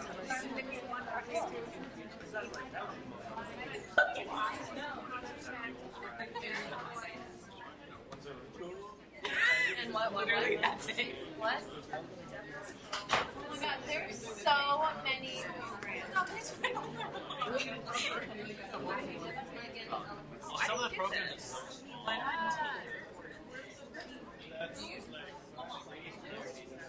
I like her photos. It wasn't even the closing. It was just Combined ones that okay. Sorry. We're not even in the second order. Dear Amy. I actually have a watch.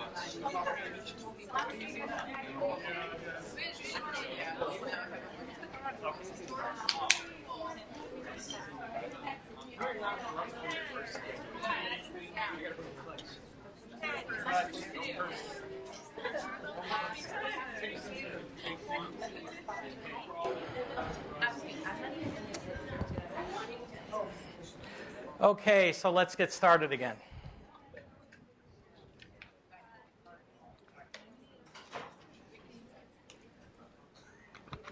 There were 2 up in New Hampshire, now there's none. But they'll be back because I can see the bag. Anybody know how to zoom the camera up there? No?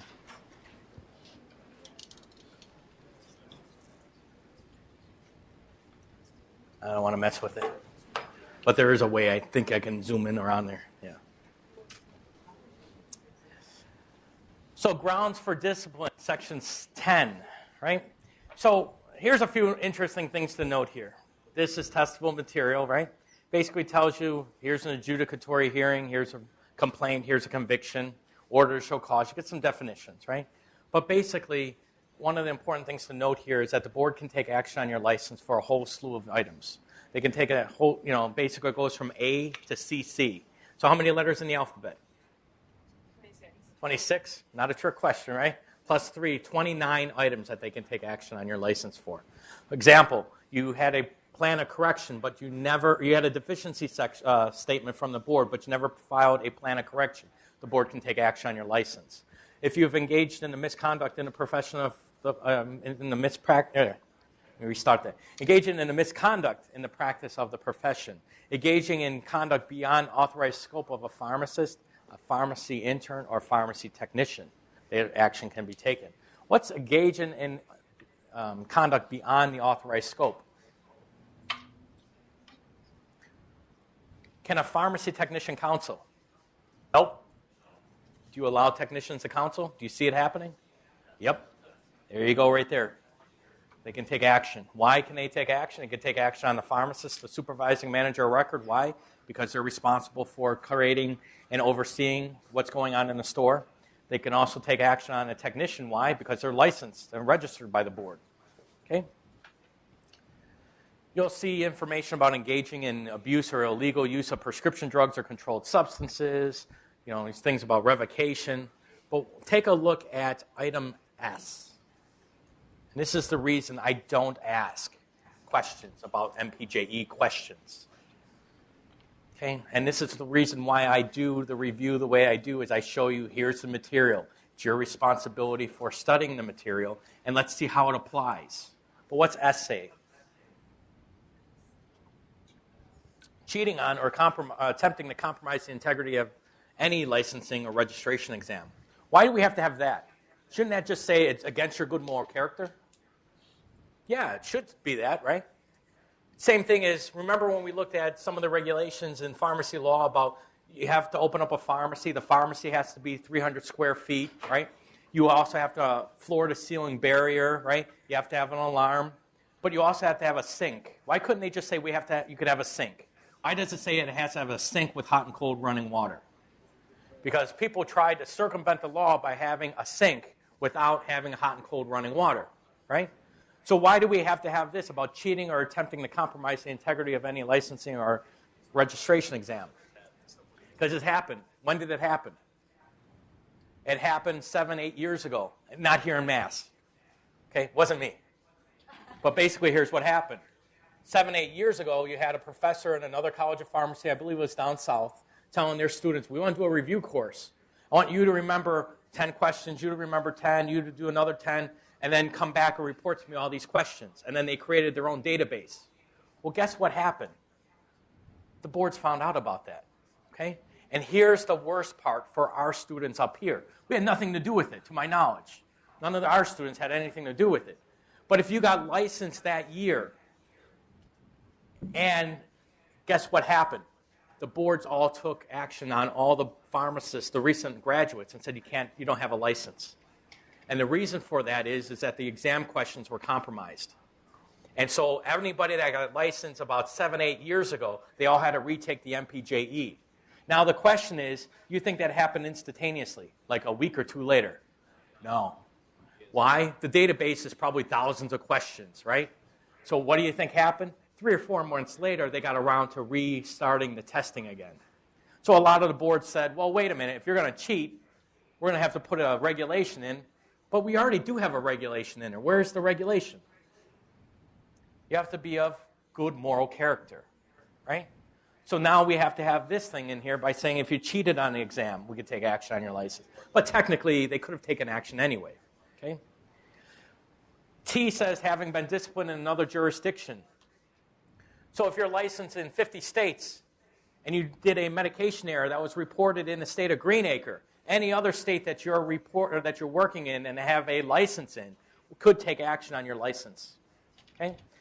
And it does happen. It gets reported to a central database at the NABP, and then once that is reported, then it goes to all states that you have a license in. Okay? So you see all these items that the board can take action on. Okay?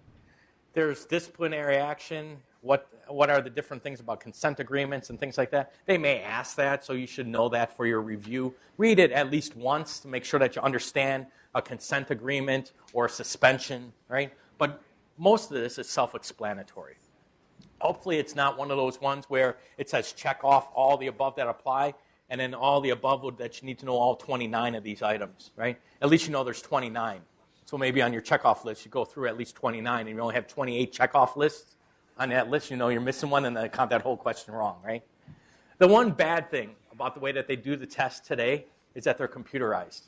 So once you hit the button, you can't go back, you know? So that's the one bad thing. And as a professor, seeing you guys taking exams, the part that kills me is when you are taking a pen and paper exam, and usually your first answer is the correct answer. But then I see you erasing on the exam, and usually the ones that you erase are usually the right answers, you know? So usually your gut is telling you what the right answer is, okay? So go with your gut. Maybe not. Maybe pick C. Who knows? I don't know.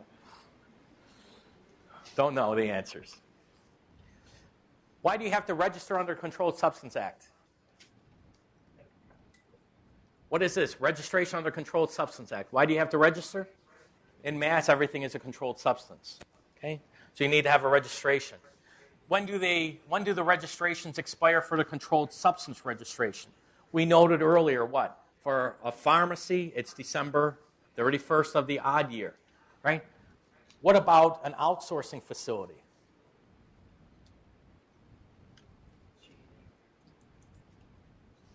How about an outsourcing facility? An outsourcing facility is like another pharmacy compounding, right? So an outsourcing facility expires the same time the pharmacy license expires. The only difference in registrations of when there's a difference in controlled substance registration is when it deals with wholesalers. Wholesalers, their license expires on November 30th of each year. So it's not every 2 years. Wholesalers is every year, and it ends on November 30th. And note the way that the regulation here is worded. It's opposite of what it is for the retail pharmacy, right? In the retail pharmacy, you see the pharmacy permit expiring on December 31st. The way that it's worded here, it's the exact same meaning, it's just worded differently.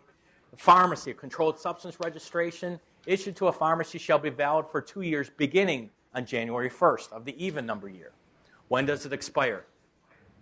The 31st of the odd. It says the exact same thing in a different manner. So make sure you understand the languages of how they can be asked, right? Same thing about when it goes and asks about CEs. Is it a year versus a renewal period? If it's a year, it's 20. If it's renewal period, it's 40. Okay? Got to answer what the question is asking you.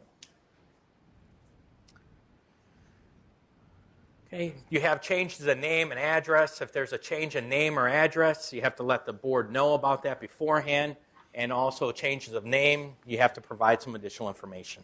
Usually some type of certificate that shows that it's been notarized and validated, that you indeed have a name change. Section 12, restricted pharmacy. In Mass, there aren't that many restricted pharmacies. There may be one or two that I'm aware of, maybe just one. What's a restricted pharmacy? Well, first off, what types of pharmacies are there? There's a retail pharmacy, and then there's a hospital pharmacy, right? The long-term care pharmacies usually fall under retail. They usually have a retail pharmacy permit. So you're either retail or you're not, okay?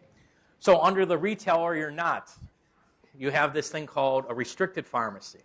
And basically what a restricted pharmacy is a pharmacy that only has patients that are members of its healthcare plan or its benefit plan. And these are usually unions that have their own pharmacies, and they'll provide services to its union members. Okay? So in that instance, a restricted pharmacy can only take care of patients who belong to that pension plan or that trust plan or that fund plan or combination plan or profit-sharing plan. If you're walking down the street, you have a prescription to be filled, you just can't walk in and get a prescription filled at that pharmacy if it's a restricted pharmacy. Okay? You have to have a relationship to it. It's kind of like in the hospital. There's the hospital outpatient pharmacy. Can anybody use the outpatient pharmacy? It's usually restricted to who? Employees of the hospital or to patients that have a doctor at the hospital. Okay, that's basically in the same lines there. Okay. Now that's a little bit different. We've got nuclear pharmacies. You're still responsible for knowing this. Maybe one of those areas where you can say, I'm not going to study this, but half your exam may be on nuclear pharmacy. Right? A few things on nuclear pharmacy. The first thing that you need to know about that is that to become a nuclear pharmacist, special school, special education, special courses. Okay? With that in mind, you also have to have special equipment. You have to have things to protect you from radiation. So you have to have one of those, the Geiger counters on you. You also have special textbooks that relate to the practice of nuclear pharmacy. One of them is the Remingtons you have to have. Okay? So there's special textbooks, special equipment, okay, special training. So you do have to undergo additional training to become a qualified nuclear pharmacist. Okay? And so you should just take a look at that briefly to make sure you understand that. But I wouldn't spend too much time on that. But, once again, grain of salt on that one. A waiver. What's a waiver? So you want to open up your own pharmacy, right? So you're a retail pharmacy. But in your pharmacy, you say, my business plan is just to do peritoneal dialysis. I don't want to do anything else. So my business plan is to take care of peritoneal dialysis patients. When we deliver the products, they're in cases, they're on pallets. A regular retail pharmacy can't handle that. It's too much big supplies, okay? So our plan is just to do peritoneal dialysis, okay? When you go through the regs, you're a retail pharmacy. You have to comply with all the regulations unless you have a waiver. And for the waiver, you need to be specific on what requirements you want to be waived from complying with, okay? So if you're a retail pharmacy with waivers, that means the board has approved the conditions to exclude you from complying with all the laws, rules, and regulations, okay? So let's say you wanted to do peritoneal dialysis. You want to do peritoneal dialysis, but you note that in the regulation it says you have to stock an ample supply of all pharmaceutical products. And you also can't refuse compounding, okay? So in that instance, what you're going to ask the board for is a waiver from those provisions in the regulations.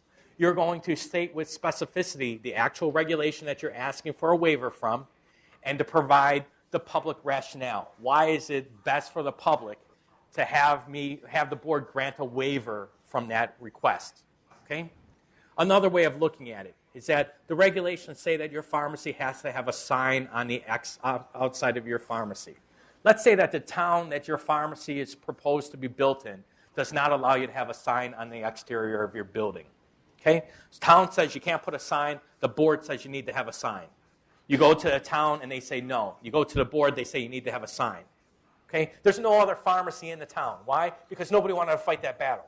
But you're there. You want to open up a pharmacy in the town. Why? You grew up in that town.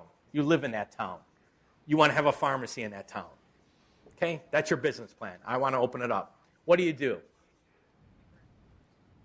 go to the board and ask the board for a waiver.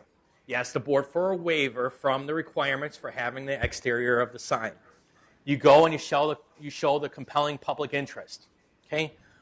What is it? What regulation? What's the compelling public interest? Well, there's no other pharmacy within hundreds of miles, which is not the case, right? But there's no other pharmacy in the area.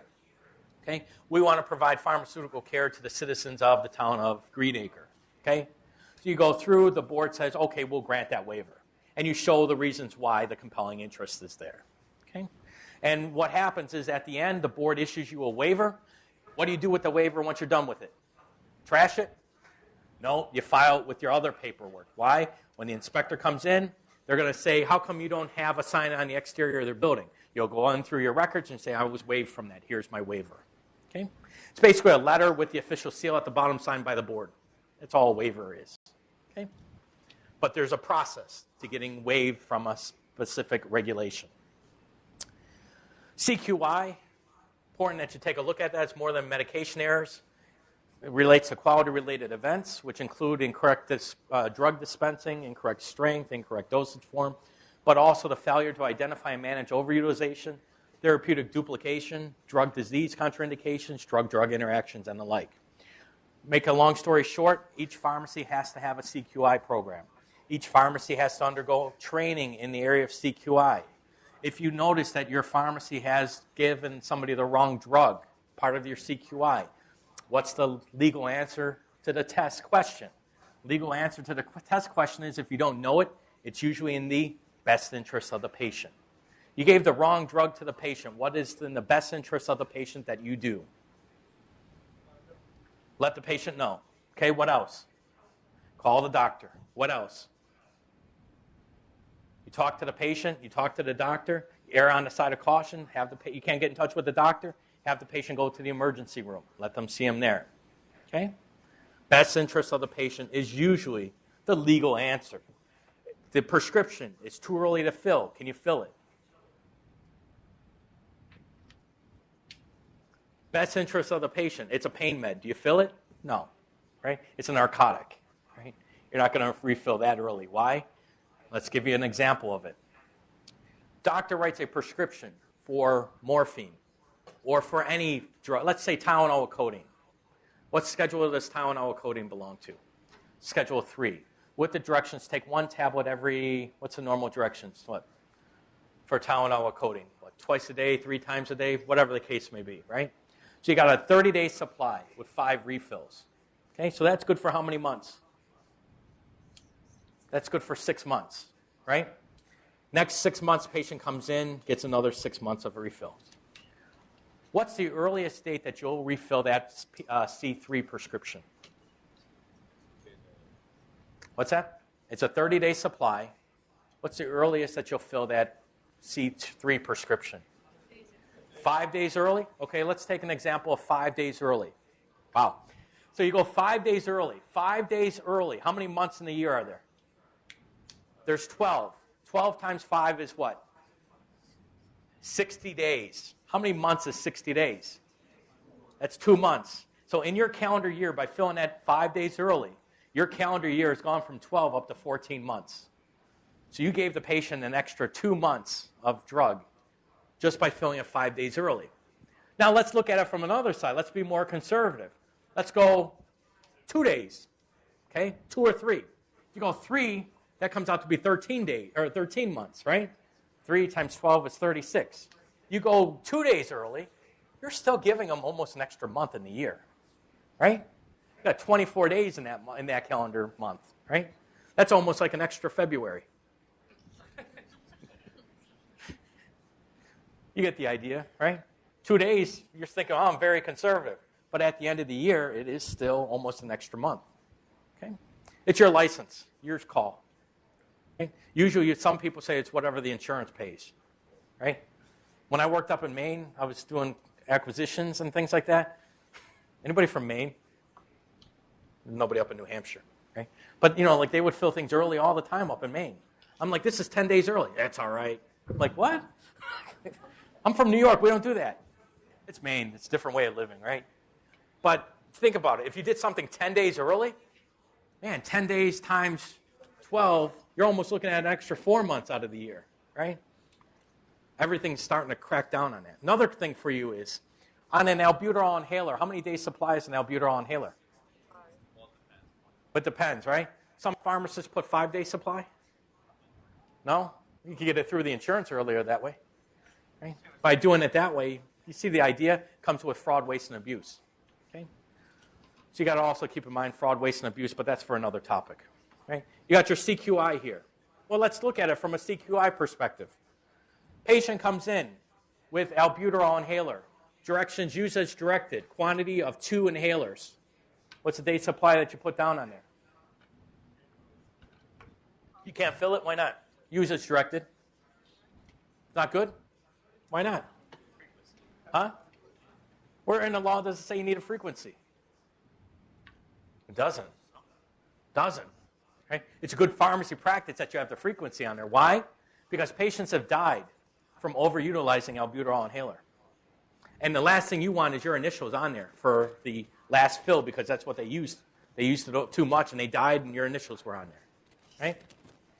Good job. You don't want that. Right? Other things that come into play, insulin R. They want like 6 boxes with the usage directed. What's the quantity supply for that? Huh? Well, it's usage directed, sliding scale. Don't you ever have patients that I've used this for years like that? Yep. Use as directed, right? 6 boxes. When do they come if you actually look at their refills? How often do they come in for that? Yeah, about 2 to 3 months, maybe 6 months. By doing that, that's healthcare fraud. Why? Because technically, it should be paying 6 monthly refills on that.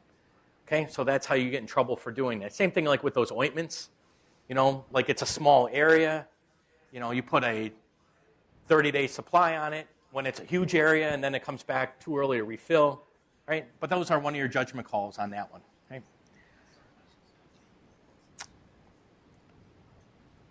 Section 16 is your collaborative drug therapy. When you go through Section 16, what you're going to see, it's 9 pages in length, but what you're going to see is that there's a distinction between a retail pharmacist and an institutional pharmacist.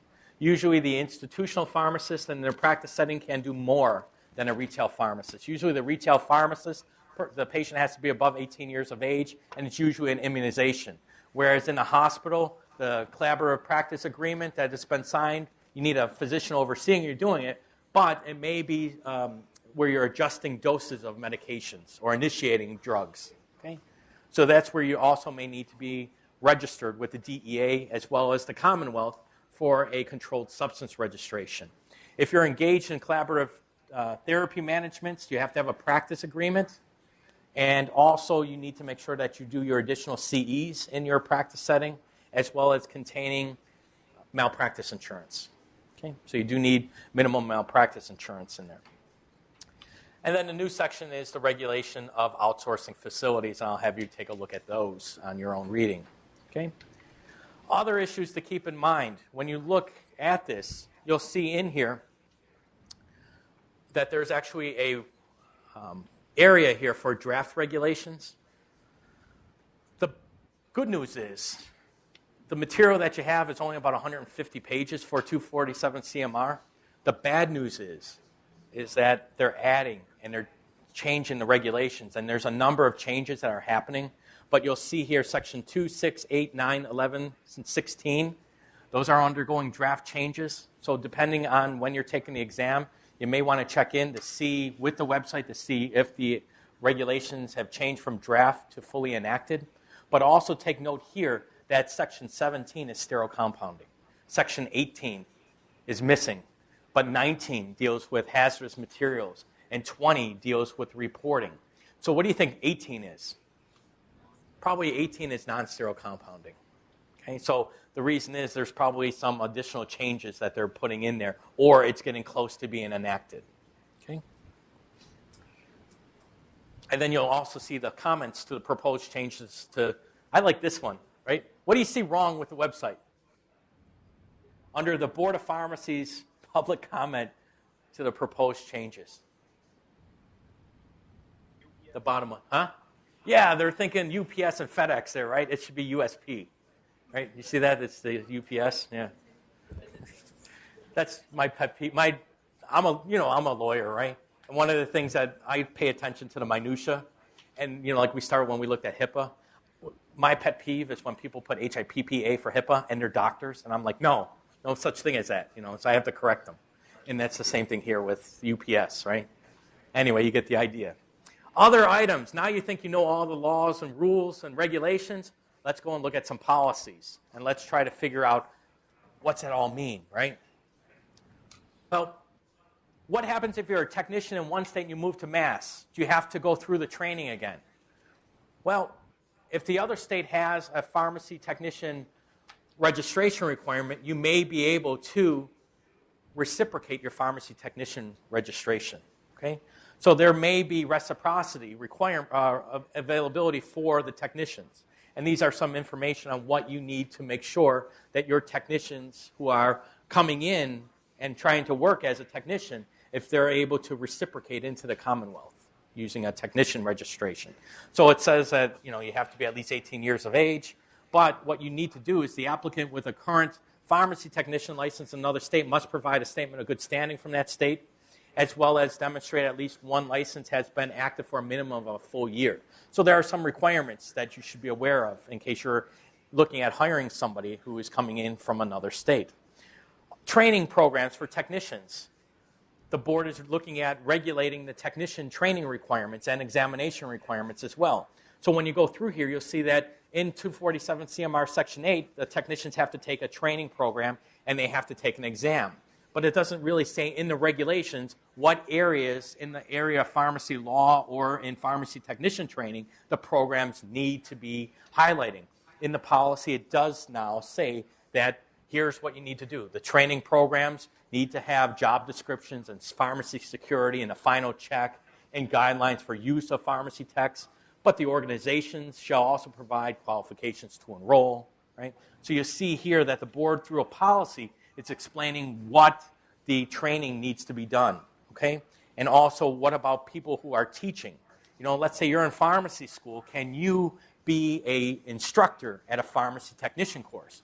Well, the laws didn't say anything about it. Now the regulation, or now the policy does, and it says that in order to teach a training program, okay, it could be a certified pharmacy tech who is licensed with the board in good standing, or it's a pharmacist licensed with the board in good standing for a minimum of 2 years, or it's a combination of instructors that are either a pharmacist or a pharmacy tech, or that it's an instructor with a master's level doctorate degree, okay?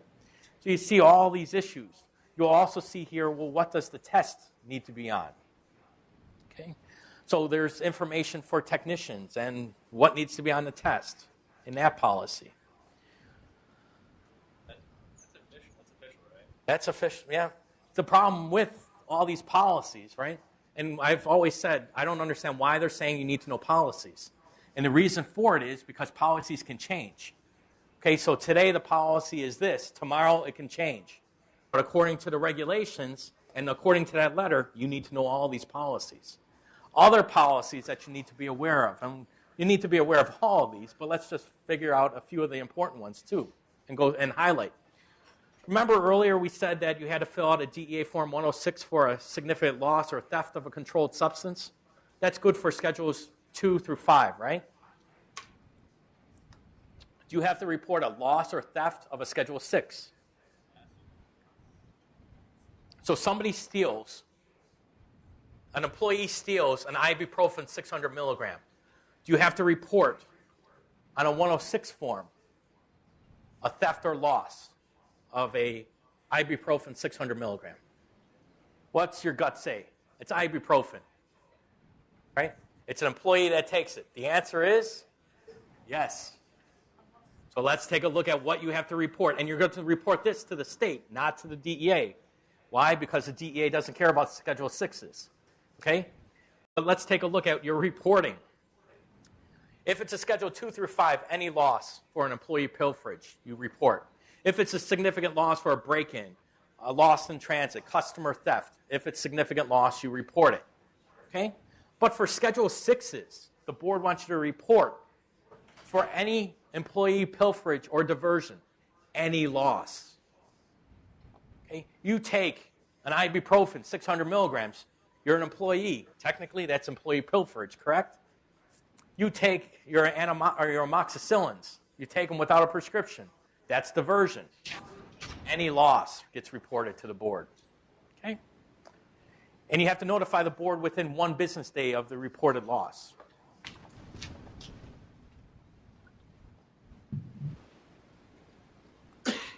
So you have, in addition to that, if it's a mass pat drug, if it's a break-in, loss in transit, customer theft, robbery, unknown loss, or other known loss, if it's a mass pat drug, you have to let the Board of Pharmacy know. Okay? And the mass pat drugs are the drugs that are in the prescription monitoring program.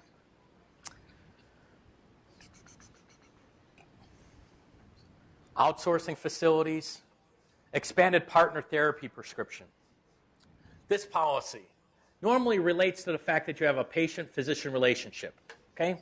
A doctor can write a prescription if there's a valid patient-physician relationship. With the expanded partner therapy prescription, when does that apply? So you have a sexually transmitted disease, right?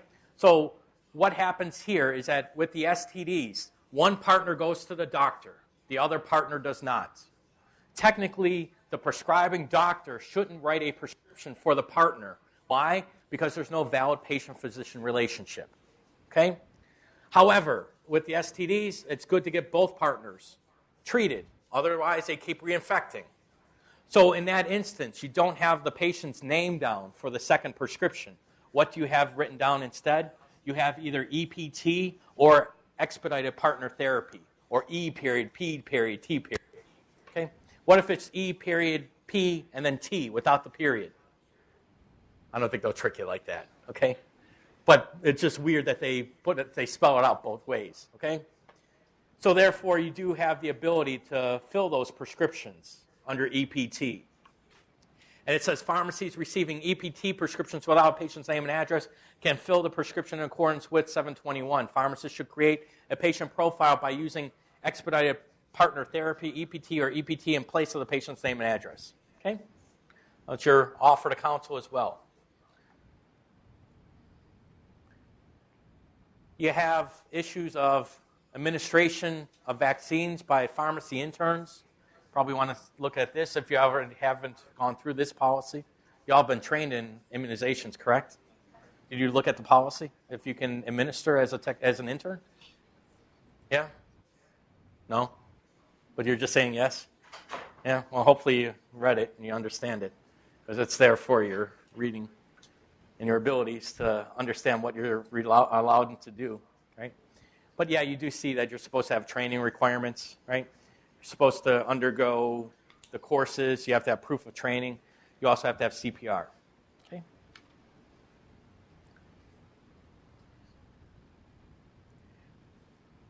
Remember earlier we said C2 prescriptions, what changes can you make? What changes can you make on a C2 prescription? What changes could you never make on a C2? What changes can you make on a 3, 4, and 5, or 6? So off the top of your head, what changes can you make? Well, I guess let's look at it from the opposite. Let's look at changes you should never make. You should never make a change to the patient's name. You should never make a change to the drug, the prescriber's name, prescriber's signature, or the issue date or earliest date to be filled.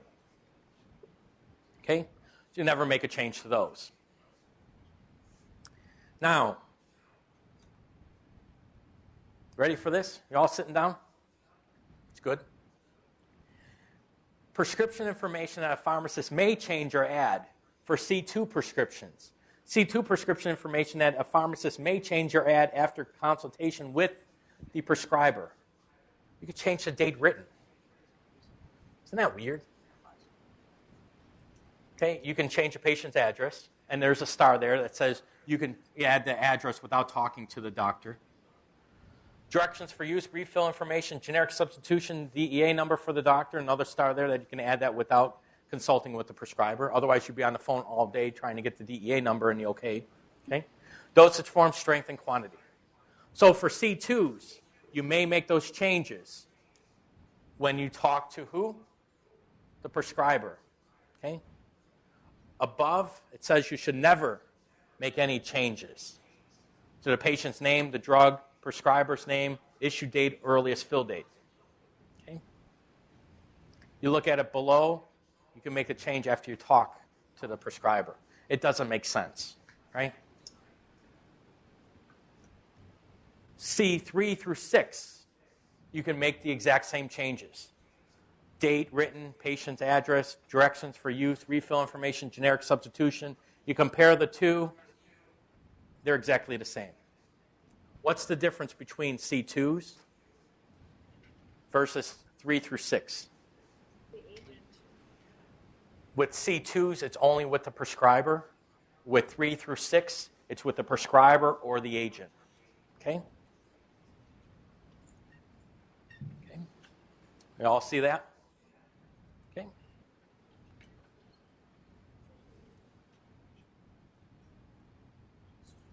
All their policies, you're responsible for knowing these policies, but I'm just trying to cherry pick the policies because we're running out of time. Let's look at this policy. A policy authorizing the transfer of an original Schedule 6 not yet dispensed. All right. Fact situation is the doctor faxes a prescription to the pharmacy. In Millbury, there's 2 CVS pharmacies. One's at 1 Main Street and one's at 1000 Main Street. Opposite ends of Main Street in Millbury. Doctor faxes over a C3. what can you do with that C3 prescription? Can you fax it to the correct pharmacy? Doctor faxed it to your store. It's the wrong store. Can you fax it over to the other pharmacy? Why not? The answer is no. But why can't you send it over and put it in the right fax number and send it to the right pharmacy? What's the rationale? In that instance, you're acting as the prescriber's agent, and you're not the prescriber's agent, so you can't fax it to the right pharmacy. Okay? How do you get in trouble for doing that? When you look at the fax transmission, it sees all the pharmacies and wherever it's coming from. That's the rationale on why you can't do it. Okay? Under federal law, you can't do it. Why? Because under federal law, the way that you transfer a prescription is that the key here is that the drug needs to have been filled at least for 1 month, and then, or for one dispensing, and then you could transfer. Okay? So what we have here is we note that under federal law, you cannot transfer a drug that has never been filled. Okay? Patient's out of luck. Either the doctor has to fax it over directly to the right pharmacy, or the other pharmacy says, just go down the street and pick it up. Okay? Whatever. But they don't like you as the pharmacist. That's why they're going to the other store. Right? Don't you have patients like that? Oh, I don't like that one. Right? Is John working today? Yep, I'll be in tomorrow. Who's working tomorrow? Right? So what happens? It's an antibiotic prescription. Okay? So now it's an antibiotic. It's a Schedule 6. Now what do? Can you fax it over? Well, technically what you need to do first is the following. You need to put that prescription on hold. You then put the prescription on hold, and then you can transfer it over. By transferring it over, so technically you have to enter it into your computer system, put it on hold, and then fax it. Wouldn't it be just easier if they just said fax it over? But no, you can't. Why? Because you're not an authorized agent of the prescriber. Okay? So here's the policy. Here's what you have to do. There's the requirements. You have to assign a serial number. You have to transfer the prescription to the receiving pharmacist. You have to document in the hard copy that the original and the refill information was transferred. And then you have to fax the original prescription to the receiving pharmacy. And the reason you fax it is because if you took something down, let's say it was a verbal order or an oral prescription, they want to make sure that whoever is responsible for sending the wrong drug over is on the hook for that. Yeah. So why can't you put the prescription into your system, put it on hold, and then have the You do. For the C3? Because there has to be a way of transfer. Oh, for the C3? You can't do it for a C3 because in order to transfer, technically it has to have been dispensed at least once. That's the technicality of a transfer. But if it's on hold, you've never filled it. And you have to have filled it at least once. That's the technicality under the federal law for 3s, 4s, and 5s. Yep. And the reason why you can do it for 6s is because the DEA doesn't regulate 6s. It's just that mass thing. Yep. Okay. You have to have a transfer logbook and then transfer it in there. Okay. You have policies on pain management. Multiple issuance of C2s, we talked about it earlier. Everything follows federal law except for what? In mass, C2s expire 30 days from the date that they're written, right? True or false? It depends. What it depend on? Well, here's what it depends on. Let's talk briefly, and you can find this in Chapter 94C. Okay, mass, and also in the reference materials under Chapter 159. Okay, so here's what happens, is that a narcotic, for a narcotic C2 prescription, filled in-state expires when? 30 days from the date that it's written.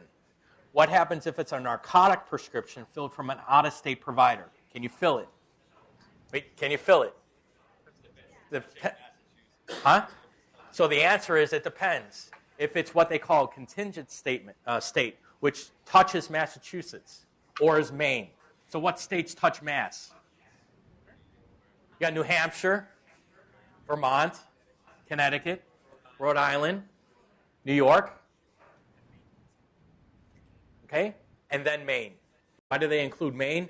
Because Maine's part of New England, probably. Right?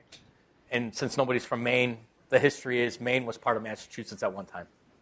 Anyway, and then it's like split off somehow. But anyway, whatever, right?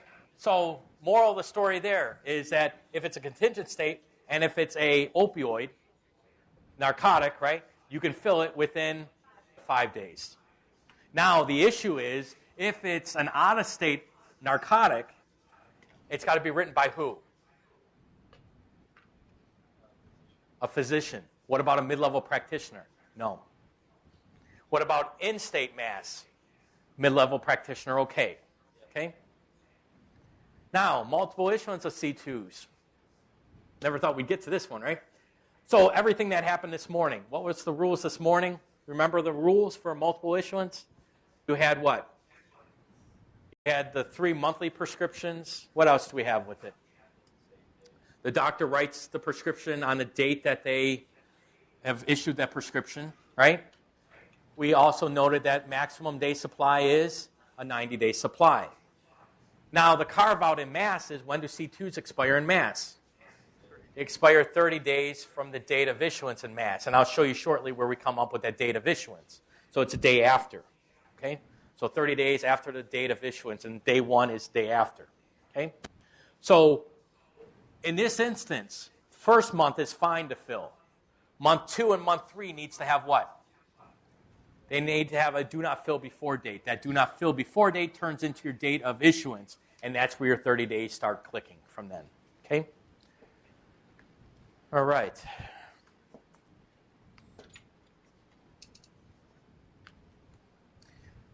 You still have guidelines on emergency contraception that you're responsible for knowing. This is your plan B. Okay? Make sure that you understand the policies. You have a standing order, pharmacist dispensing for those. Okay? You have to have training, and you also have to notify by reporting to the Department of Public Health for those emergency dispensings. Okay? What happens when a doctor retires? Can you continue to fill prescriptions for that doctor? Doctor retires. Technically, what happens is that nobody's overseeing the patient's drug therapy. Can you continue to refill those prescriptions? The answer is yes. Continuation of a drug therapy upon discontinuance of a prescriber's or practitioner's practice. What's the rule number 1? Is the best interest of the patient, correct? So there may be instances in which your pharmacist's judgment has determined that there is patient's best interest in mind, that you can continually to fill patients' prescriptions for up to a period of not to exceed 90 days, while the patient is then seen by a new practitioner. Okay? So the general rule is you're thinking, doctor died or retired, nobody's overseeing drug therapy. Okay? That's what you're normally thinking. However, there's a policy that says, well, in that event, you can continue if it's in your judgment, right? So a pharmacist may, pursuant to a prescription previously issued by that practitioner, and in the exercise of good professional judgment, that's your good professional judgment, you may continue to dispense remaining refills up to a maximum of 90-day supply. Okay? And here, it's in 30-day dispensing, unless the insurance says a 90-day dispensing. Okay? Question. Yeah. What's the timeline for the stimulants out of state? Stimulants. We get a prescription from Florida for like Adderall. Yep. Yep. Is it like 5 days? It is the out-of-state C2s would be the 5-day rule. Yep. It's in Chapter 94C. Yep. The only difference there is that the stimulant isn't a narcotic opioid, so therefore you can fill that for an out-of-state that's not contingent on mass. Okay. Other items here, when you look at it, you go through, you'll see the 12-hour limit. A pharmacist can only work a pharmacist shall not work more than 12 hours. However, can you work more than 12 hours? The answer is yes, when it's in the best interest of the patient. And the way that this usually comes up is that you have a parent that comes in at 9 o'clock at night, and you worked already your 12 hours. Can you spend the extra 5 to 10 minutes to fill that script? And the answer is yes. Why? Best interest of the patient. Okay? What the board is trying to avoid you doing is working 15, 18 hours at one job or 2 jobs. Okay, after a certain period of time, it's kind of like at the end of the hour here, you start to go, I can't sit through this anymore, right? How would you like to be me? I did this today, and I did the same thing on Tuesday. But the Tuesday one was from 9 till 5. You get a condensed version of 6 hours. Actually, in Boston, they also have an 8 o'clock exam for this as well. So I give them a 100 question exam from 8 till 9. Okay? Perpetual inventory, you'll see here that your perpetual inventory. So in Massachusetts, there's a requirement that you do a perpetual inventory. So you have your C2s in your perpetual inventory. How often, according to the law, is it that you're supposed to do your perpetual inventory? So for C2s, every 10 days. Okay? In real life, and this is why people say we do opposite of what we do in real life. In real life, when do you do it? You do it every 7 days. What's the rationale? It's easy to remember that usually Sundays, if it's always done on a Sunday, Sundays are usually your slower day. If you've done it every Sunday, it's a way that you can guarantee that it's been done within the 10 days. Okay? How can you store your C2s in mass? Do you have to have them in a safe? Or can you disperse them throughout the stock? Most pharmacies have it in a safe. Okay? Technically, you can disperse them throughout. But most people put them in the safe. The safe is easier, except for when you're trying to open it, and then you have a hard time opening the safe, right? But they're controlled access to who has ability to get at the drugs.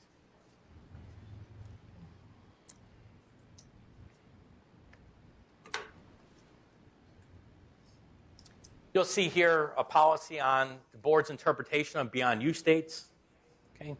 So it complies with USP policies, but for the most part, what is the beyond use date? It's usually what?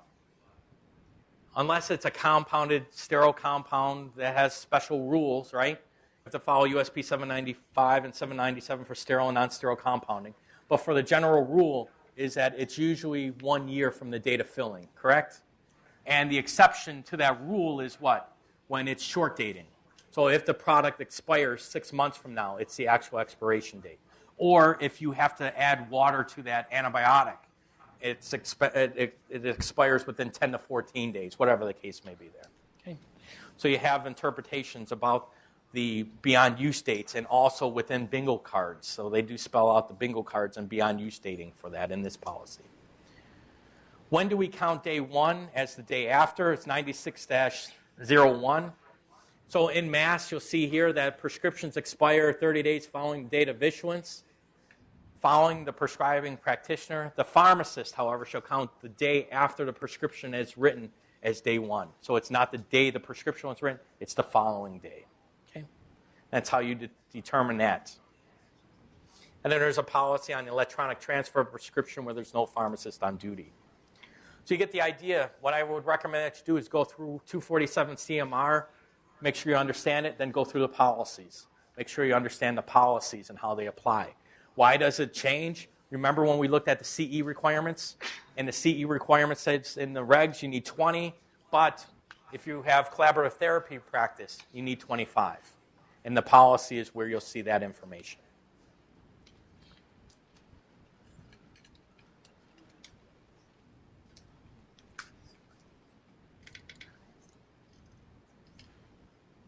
And then there's a new alert for pharmacists.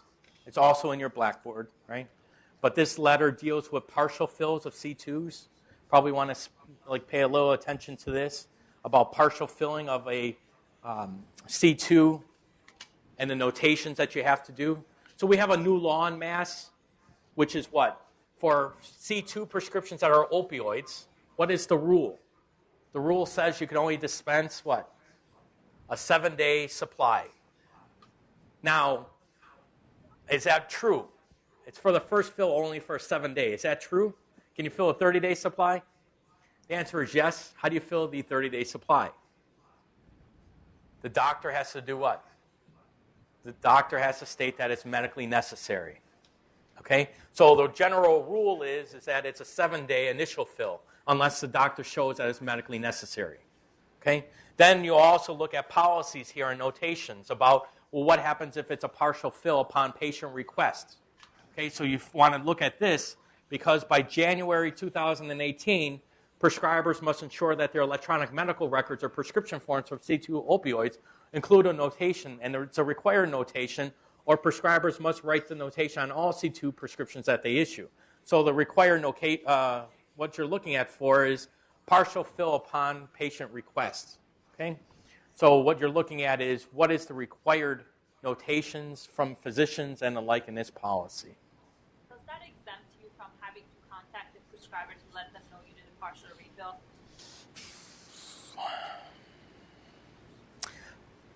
So with this policy, it says prescribers must include partial fill notation on any C2 opioid, right?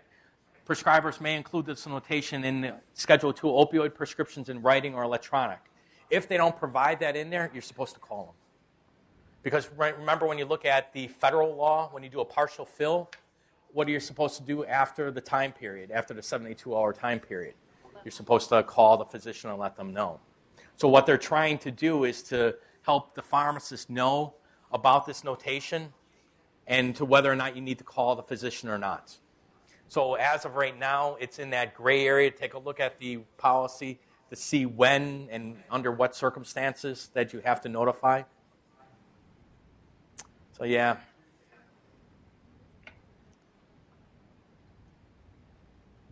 Because it says a patient or a pharmacist receiving a prescription for a C2 opioid without the required notation must contact the prescriber or prescriber's agent for confirmation and documentation that the notation on the prescription in writing or electronically. So yeah, you do. The one bad thing about this opioid law, and I'll tell you what my thoughts on this opioid law are, is that it doesn't really stop the diversion from happening. Okay? It puts more burden on the pharmacist more than anybody, right? Because of the fact that you may now have to call the doctor for the partial fill, or you may have to call to get the medical necessity for it, right? And then you read, well, you guys don't read the newspapers. Maybe you do, maybe this group does, right? But in the newspaper, what it said was a few months back, it says, oh, this program has reduced the number of opioid prescriptions paid for by the insurance companies, or whatever the case may be, right? That may be the case, that it reduced the number of opioid prescriptions paid by the insurance companies. But technically, if the insurance company doesn't pay, who's paying? It's the patient. So technically, when you look at the record in the newspaper article, you'll see that the number of patient prescriptions for opioids have dropped dramatically in Massachusetts, right? They're getting their data from the insurance companies, or maybe from Mass Health, right? So if the insurance doesn't pay, technically the patient will pay for it, right? And just think in your own pharmacy. Are patients paying for the drugs, the narcotics and that? So have you seen a decrease in the filling of narcotic prescriptions and opioids? And the answer is probably not at all, right? So the record is showing that it's less going to insurance, but if they look at the pharmacy records or the Mass Pat records, they'll probably say nothing's changed, okay? So really nothing's changed except for the fact of who's paying for it. And when you look at it, if it's going through cash, there's no way of adjudicating the claim to find out if the patient is receiving that drug, right? So now all of a sudden we're going to rely more heavily on Mass Pat. And you're going to rely on the doctors for checking Mass Pat to check before they write the prescription. And then you're going to rely on the pharmacist before they fill and then report as soon as they possibly can so that data can be uploaded. But still, it takes more time on your part and effort. Anyway, that's part of the practice, right? Things change all the time. And things were different when I was a pharmacist. Well, I am a pharmacist, but things changed from like when I was a retail pharmacist, right? Chapter 94C, when you go through this, it's only 236 pages, right? It's awesome. 6 classes, or 6 schedules of drugs in Mass. You'll also see at the beginning here that it includes all of the Federal Controlled Substance Act. You also have to note that in Chapter 94C, other issues in there are the timing for C2s when they expire, timing for Schedule 3s, 4s, and 5s when they expire, who can write prescriptions, okay? You also see in there that you have to have the lockbox. You also see that you need to change the font size of the label if a patient is visually impaired or blind, right, or elderly. The font size needs to be increased. Can you change this font size on your label? And the answer is probably. You may have to contact the corporate office to do that, but you could possibly change the font size. Right? You'll also see in there syringes. Briefly about hypodermic needles and syringes. What is everything you need to know about syringes? First off, the sale needs to be done by who? Got to be done by a pharmacist, okay? Not by a technician. Other items in there is that when you sell, you have to have valid ID. Patient has to be 18 years of age, minimum 18, okay? Quantity limits on sale of syringes. In retail, how many of you work with a pharmacist that says, I can only sell you 10, I can only sell you 1? Anybody work with a pharmacist that says that? I could sell you 100 syringes. Can I sell you 100 syringes? The answer is there's no quantity limits in the law. So on the Cape, front page of the Cape Cod Times, there's a clinic down there that's giving out needles and syringes for free, right? But basically what's happening is that the town of Hyannis had to go and clean up some of these areas, and there's hundreds of syringes all over the area. So now the question comes into play is, why is this clinic giving out hundreds of syringes and needles? Okay?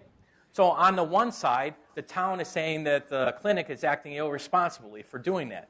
But the law doesn't spell out the fact that there's no quantity limits. What is the requirement that if you're going to sell syringes without a prescription? You check the ID, you got an age limit, and what else are you supposed to do? You're supposed to hand out the sheet. What's the sheet for? The sheet is the proper dispensing and disposal, or the proper disposal of the syringes. Okay? Right? So you see that in Chapter 94C. You'll also see who can dispense, who can possess controlled substances. You'll see the EPT program in there. You'll see lock boxes in there. Okay? You'll see the other information in there would be anything relating to the Controlled Substance Act. Okay? So spend some time going through that to make sure that you understand it. But also what we have posted for you is a nice little chart. Do you remember this chart? Oop. Remember this little chart? It still basically holds true. So when we look at the chart, you have valid time periods for C2s. They're valid for 30 days, except for the fact now you have to know, because this is a dated chart, right? It's at least 15, 20 years old, right? But you have to note now that for out-of-state C2s, if it's a narcotic, you have certain time periods. You have a shorter time period. But for the most part, it's a 30-day dispensing, unless it's for Adderall or methylphenidate. Then you could go up to a 60-day supply. Other times where you can go a longer day supply for a C2 is what? If it's an implantable pump or device, you could go up to a 90-day time period. For C3s, they expire 180 days from the date of issue. So they expire 6 months, right? You also note that the maximum day supply on a C3 is a 30-day supply. Exception is that if it's a implantable pump, you can go up to a 90-day supply. Okay?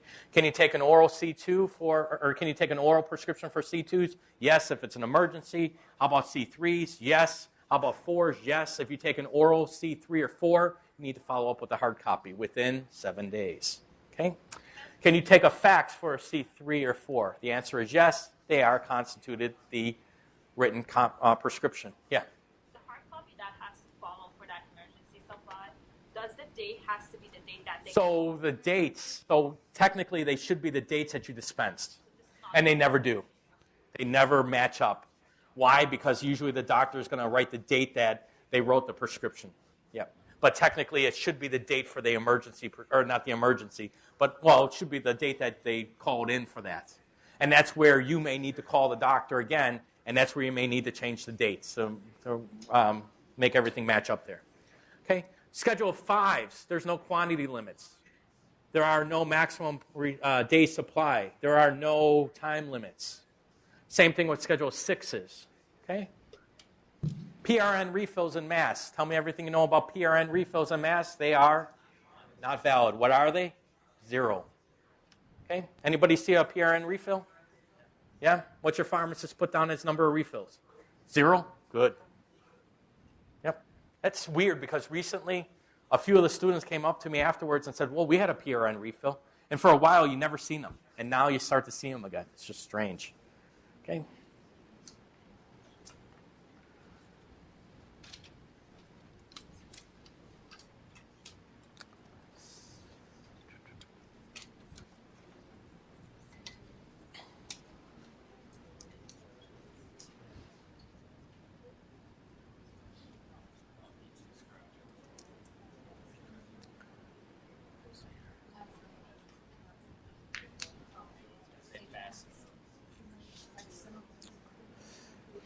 We see here the physician's regulations, and we see 243 CMR. So there's 3 regulations you need to know under the physician regulations, and they're highlighted in here. So let's try to find them here. The first one relates to self-prescribing. Can a physician self-prescribe medications? Can they prescribe for family members? The answer is, it depends, and here's what it depends on. A licensee is prohibited from prescribing controlled substance in Schedules 2, 3, and 4 for the doctor's own use. So Schedule 5s and 6s are okay. Okay? Except in an emergency, a licensee is prohibited from prescribing a C2. Unless it's an emergency, no for C2s. If it's an emergency, then they can dispense it. And an immediate family member is defined as a spouse or equivalent, child, parent, sibling, parent-in-law, son or daughter-in-law. I got to sit down and read this one. Brother or sister-in-law, a step-parent, a stepchild, a step-sibling, or other relative residing in the same residence as a licensee. Okay? How do you know if they're a cousin that's living with the doctor? You have no idea, right? But technically, you should find that out.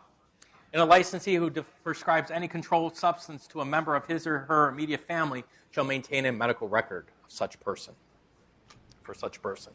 So you have physician self-prescribing. We also see here the anabolic steroids. So a licensee is prohibited from prescribing anabolic steroids for the purpose of enhancing a patient's athletic ability or performance. So no for testosterone for athletic performance. And prescribing anorectics, it's prohibited for dispensing C2s for its anorectic effects. Okay? We'll also see in here, let's see here, the new one in Section 25, prescribing hydrocodone-only extended-release medication. So not only is it in the Board of Pharmacy's regs, but you'll see it in the physician's regulations as well. So in the pharmacy world, it's almost the same, except who can handle the hydrocodone-only containing products that are extended release? It's the pharmacist, not a technician. Okay?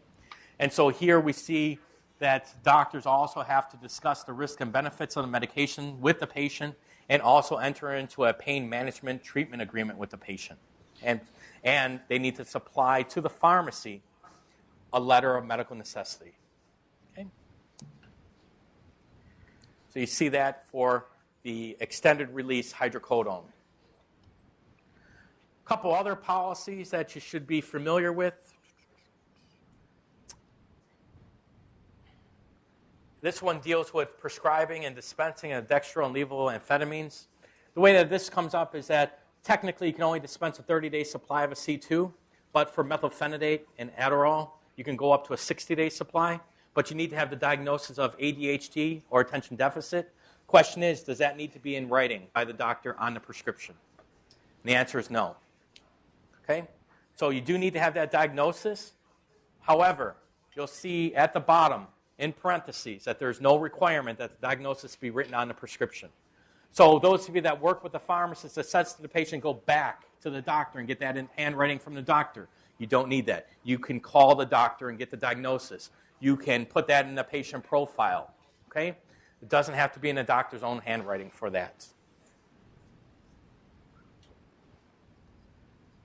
In the exam, you may see things on emergency kits in long-term care, and we talked about that earlier, but just take a look at a few of the policies that are posted on there. You'll see on the list here, you'll see the information about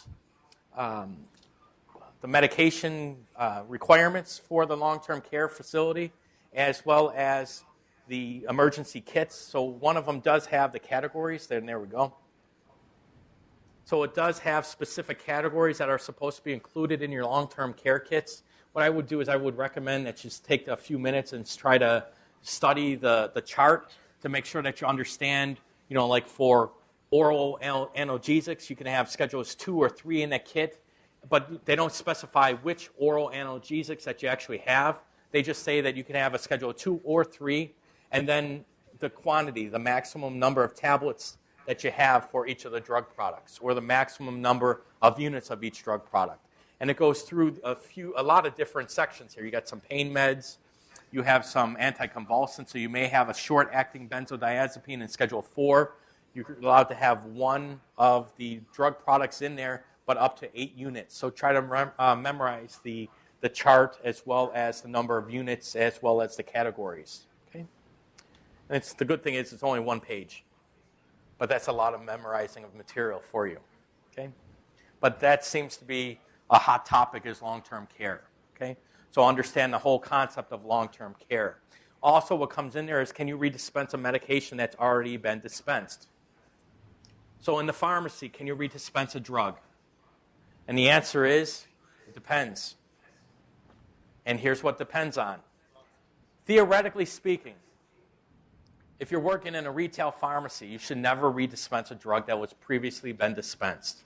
There's one exception, and that's where you're working in a pharmacy that deals with long-term care patients. In that instance, you're able to, when you dispense it and you send it out to the long-term care facility, if the patient has discontinued their drugs, you're allowed to take back the drugs and then to reuse them.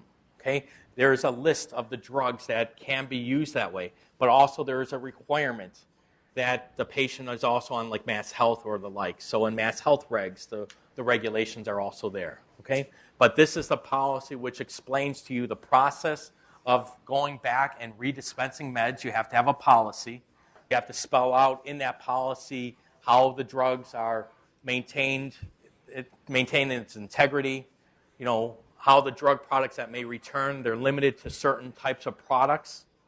Also, you need to know that the drug products may be, or when they may not be returned for redispensing, such as if they're compounded, if they require refrigeration, or if they're adulterated or misbranded, you're not allowed to take them back. Okay? And then you have your rules there for redispensing. Okay? What happened last weekend, Saturday? What was last week, Saturday?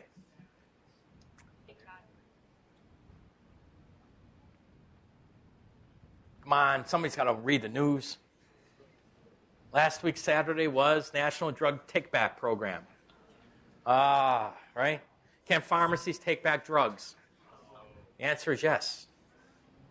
The problem is you can't take it back within the pharmacy department. You can't take back the drugs, okay?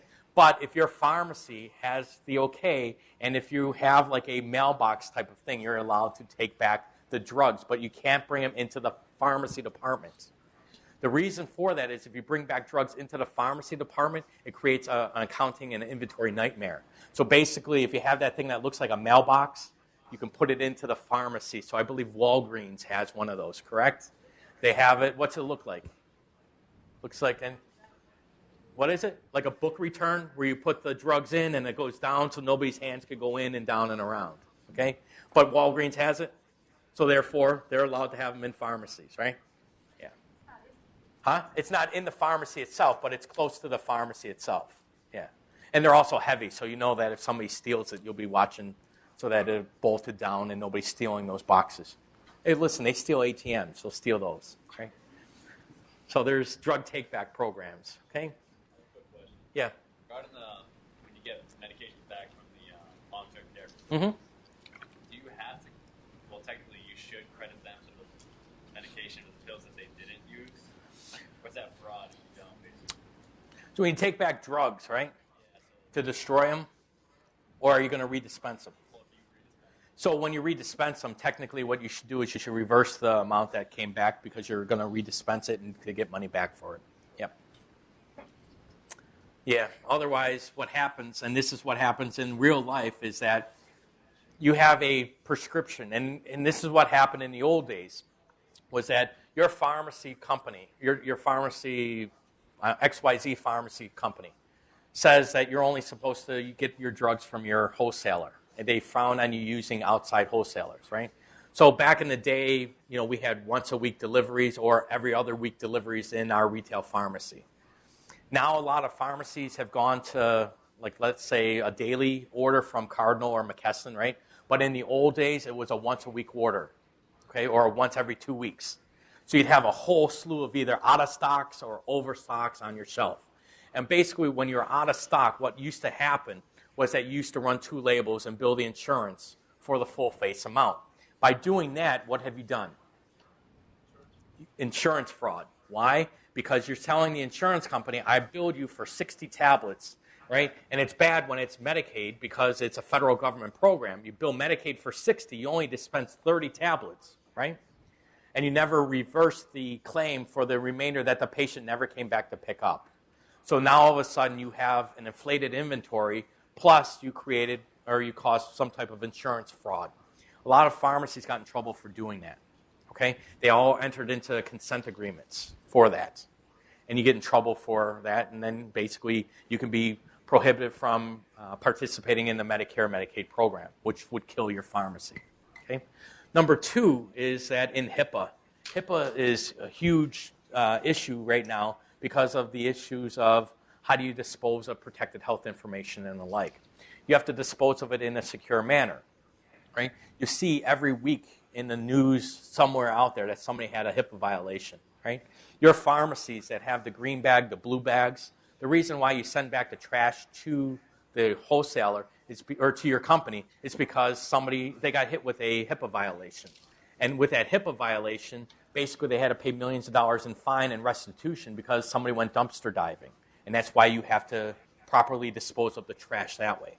To this day, you start to see other pharmacies still getting hit with HIPAA violations, right? You see doctor's offices, you see hospitals where they allow a researcher or a doctor to take medical records home, right? And it happens all the time with these thumb drives. You put information on a thumb drive, and these things, anybody have these thumb drives? You ever lose one of these stupid things? No? Never lose one? Right? Think about it if it had patient information on there. And it's on like an Excel spreadsheet. Anybody can then open it up and find the information out on there. Now in hospitals, if you put any protected health information on it, or if you plug this into any hospital computer, it's most likely going to say it needs to be encrypted. Okay? Under HIPAA, they have what they now say information at rest, information at motion, and information destroyed. So this is what they call information in motion, where you put it on your computer, take it off, and then you bring it around from place to place. It has to be encrypted. Okay? Information in motion, that's usually that. Information destroyed, your computer system is, you have on your hard drive. You just can't destroy the hard drive. You have to destroy it in a certain manner so that people can't go in and to, find out what's in there. Because even though you hit the delete button, there are forensic computer people that can go out and to reinstall everything you thought you deleted. So to destroy a hard drive in the pharmacy world would require you to actually take it and shred it. Okay? The hard drive's there. Okay? So you have a lot of considerations out there. And basically the best way of learning from how to protect yourself is to learn how people are getting fined. And you'll see pharmacies getting fined for fraud and abuse issues. They'll get fined for HIPAA violations, right? They get fined for not wearing your ID tags, right? So just be careful of what you're doing and make sure that you know the law, especially when you're the pharmacist. You have other slides here, right? You'll see pharmacy technician questions. So this is a nice slide on what pharmacy technicians can do, okay? What about registration requirements? How old do they have to be? What about their jobs and what about the responsibilities of their duties? So that's all spelled out here as well. And at the bottom, this does give you a chart. And it tells you the duties of a certified tech, the duties of a pharmacy tech and a trainee. Can you reconstitute a prescription? Okay, so go through and just figure this out. Well, what's the best way of memorizing this chart? Probably the best way of memorizing it is everything's a yes except for the no's, and just memorize the no's, right? Or memorize the chart. But basically, can they make the offer to counsel? The answer is yes. They can all make the offer to counsel. But we see a star there. And so the star is for trainees, and it's with the approval of the pharmacist on duty. It's basically what the star means. Okay? So you have charts on what technicians can do, what they can't do. And then you'll see this chapter about 244. This is what deals with the opioids. And this is really important for you to take a look at because it talks about in-state, out-of-state narcotics. And this is where it gives you the time limits. You have the 5 days for narcotics. And then you have for non-narcotic Schedule IIs issued by out-of-state providers. Okay, so it says it doesn't make any change to the filling of non-narcotic C2s by out-of-state providers. But it does give you some days in the lockbox requirement. Okay. So it does give you some information about that. Also, that there is a CE program, which talks about the PMP monitoring that you should have undergone as well. The opioid bill, we talked about that earlier. This is where it talks about the 7-day restriction of opioids that may be prescribed. So you have the duties of the pharmacist. What do you have to do? What's the law require you to do about partial filling? And then the exceptions where can you fill it longer than a 7-day for the initial fill? And the answer is yes if it's medically necessary by the doctor.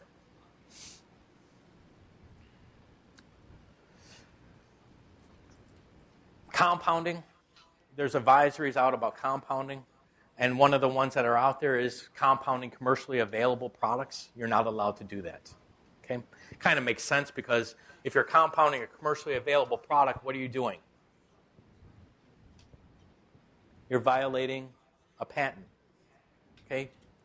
So one of the examples I can give you is Rogaine solution for the head, the hair growth, right? Pharmacists can make that themselves. They can take some minoxidil tablets and make a solution out of it. But technically, if you take a commercially available product and do it in the same strength, you're violating the copyright or the patent for that product. Okay? So technically, you're not supposed to make essential copies of commercially available products.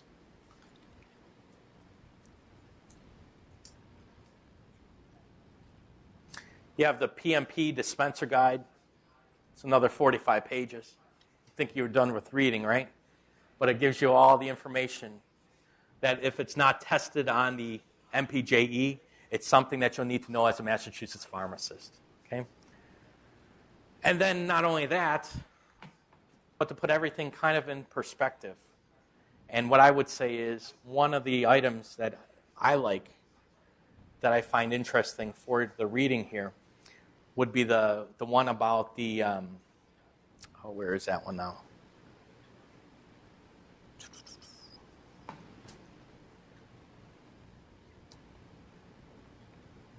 Not the samples.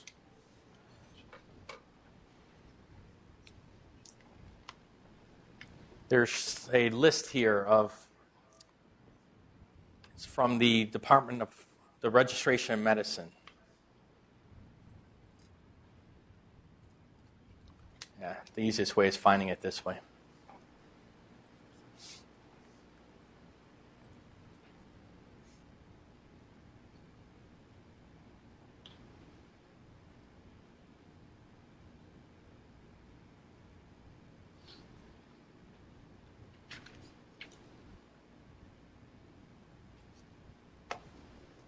There it is. The prescribing practice policy and guidelines. This is from the Department of Public Health.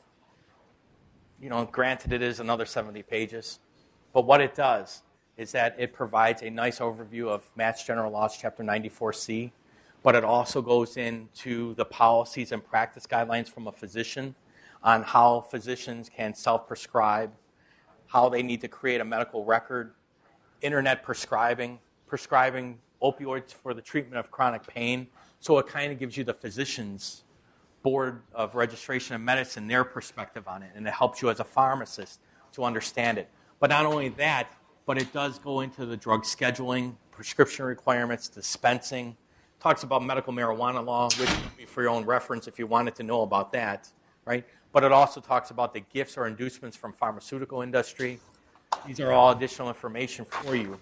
But it is a nice little guide that you can read in there because it does put into place in there the multiple issuance of C2 prescriptions. So if a doctor ever questions you on multiple prescriptions for C2s or the handling of dextroamphetamine, you can actually show them this is from their physicians or from their board of registration in medicine. So you can actually show them the joint policy regarding the issuance of multiple prescriptions for C2 controlled substances. So you can go back and say, here, look at this says 90 days. Right? If you have a problem with that, go to your board. Okay? Because you always get in fights with doctors about that one. That is one of the ones where they say, I wrote it, you should have filled it for that. Okay?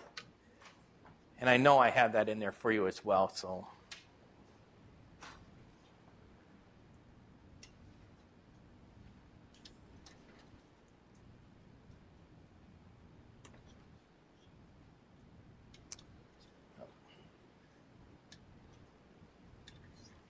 Yeah, there it is. It's in their packet. That was good. I thought I skipped something. Other issues, you see 105 CMR 720, 722, 720, 721, 722. That requires the prescriptions, what the prescription format is, as well as mass interchange. So I'd take the time to take a look at that and to review that on your own leisure. One last question for you is, what happens when a drug goes from single source to a generic? When do you substitute that over to the generic? So right now the drug is written, for a doctor writes a prescription for a drug, there's no generic available. Somewhere in the life, the doctor writes 11 refills. Somewhere in the life of that prescription, it goes to generic. What is that called?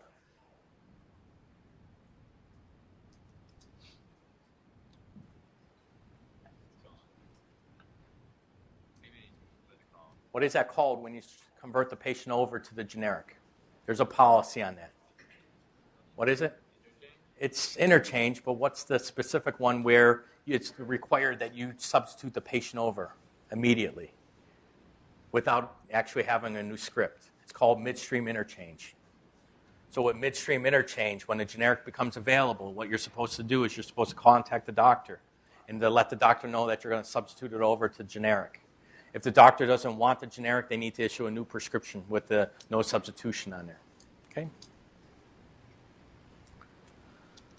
Let's see.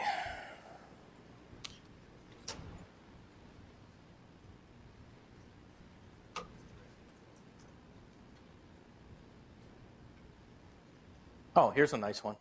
You're bored at your pharmacy one Sunday afternoon. What you could do is a self-inspection of the pharmacy. And it's good to do, especially if you're an incoming manager or record, because this is basically what the pharmacy inspector would do for the store. So you can basically go through all the information on here. But one of the things that they ask for, and what's nice about it, is that they ask for the technicians and the interns, but they ask and they show you the regulation.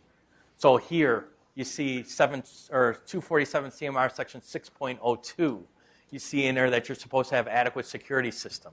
Do you have an adequate security system in the store? Answer should always be yes.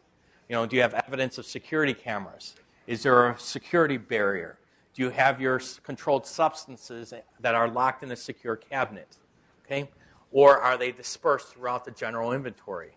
So when you go through this, you can take notes of, like what it is that the board inspectors will come in for. Okay? Also, think about it from an exam point of view. You have outdated drugs. Where do you put the outdated drugs? Well, you're supposed to put them into a quarantine area. You're supposed to make sure that they're not being dispensed. Okay? You see other issues in here about when was the date of your last biannual inventory? Okay? How about does your computer system show on the computer the time for the prescription data transmitted by computer? Okay? You see all these different issues in there that you can actually look through as it relates to the different regulations and what the board will look for.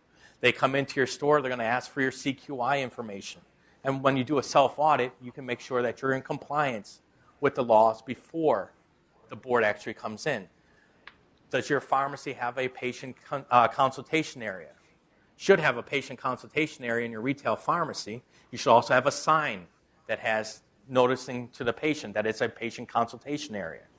The one thing about the patient consultation area is that the patient can't transverse any area of the controlled pharmacy area. Okay? So you take a look at your counseling area. Make sure you have signs. Make sure you have the hours of operation. Make sure you have a sink. You have your counting trays. Okay? See all the information about the day-to-day operating. You also see that your sink has hot and cold running water. Okay? Your equipment, if you have a hood, you have requirements there. Your technicians, if you provide vaccinations, a manager of record, what about training? Wholesaler information. So there's a whole slew of information that's provided to you. Anybody have any questions? No? Anybody study yet? No? What I recommend that you do is to print the material out. See if you can print it out at the school, but don't expect to print everything out at one day because it's about that thick, to be honest with you. Front page, or maybe front and back, maybe about a foot. Okay, but that's all the materials that you need. The other thing is I do like it electronically because you can put them on your computer and then you can highlight it and do everything on computer. Okay, the bad thing is when you do print it out, like many years ago I consulted with an individual trying to pass the MPJE. It was an older individual who lost their license and they had to retake the MPJE as well as NAPLEX, and they tried a few times to go through the NAPLEX and they couldn't get it. So I had to help him out with the college, and we were able to help him with the school and get him through the MPJE. But when he brought the review material, I basically went ballistic on him. Why? Because he had all the material, but it was thrown in a plastic, like one of those shopping bags, and the stuff was everywhere, right? So I said the first thing you really need to do is you need to get organized. And you need to figure out, what you have here and where and everything else. Because basically when they came in and says, here, this is what I'm studying, they dumped the paperwork there. I'm like, you got to be kidding me, right? So we spent a good part of the day going through the material to make sure that here's what you need to know, okay? Long story short, we got him through. So my thing is, if he can get through, anybody can get through the MPJE, right? I'm just kidding. It takes some dedication to get through. One of the things I do want to stress to you is just don't think that you can study the night before and pass this thing, okay? It takes some time of studying, right? Also, you're one of the first classes where they're actually having the entire the NAPLEX. You're like the first group with the new and improved and enhanced NAPLEX, right? So you're also, not the guinea pig on that one, but you're one of the first classes on that, okay? So study the MPJE first. Make sure you pass that, right? And then say, okay, now I'll do my NAPLEX, right? Hopefully that works for you that way. If you have questions about the MPJE, feel free to give me a call or an email. Best way for it is to send me an email, and if you start asking me 1,001 questions, usually what I do is I will respond back, and you're going to ask me a question like, what do I do here? And I'm going to email you back almost instantaneously. I'm going to say, what did your research find you to do? And what's your research tell you to do? Or what do you think the answer is? And so if you ask me a question, what I will ask you back is, what's your rationale? And try to show me where did you look for that. And then I can help you whether you're on the right track, on the wrong track. Okay? If you email me 50,000 questions, I'm probably going to say, what's your answer on that? Okay? Answer each of them back and tell me what you think. And then if there's a lot of questions, I may say, provide me with the telephone number and we can talk about it. Because I type with 2 fingers. Okay? I'm very slow at the typing like this. If I don't have availability to cut and paste, it's going to be like, what's your telephone number? It's basically the answer, and we'll set up a time to talk. Okay? But for the most part, you're there. I know you're excited about graduation on Saturday, right? And you probably don't want to think about studying yet. But the thing is, the weather's just going to get nicer, and it's going to get harder and harder to study for these things. So take it one time, take it day by day, and make sure you study the materials that are posted here. The materials there they're there, they can help you pass. And as long as you know how to apply that knowledge. The other thing you may want to do is to work in groups, like maybe not big groups, because for me, working in a big group never works because somebody always slows you down, right? But if you work with groups of 2 or 3 or something like that are, like your friends and everything else, you can bop things off of each other and to find out what works best and what's the best answer. If you're working in a hospital, you may be at a disadvantage for the MPJE. The MPJE seems to be geared towards the retail pharmacist. Okay? A lot of times when you work in a hospital, you're not exposed to a lot of the legal requirements. Okay? You have a medication or you don't have a prescription. Okay? So you're at a slight disadvantage, so try to work with a retail pharmacy intern, and that can help you as well. Okay? Any questions? Wow. All right. Good luck. Hopefully you pass. Keep up the good work.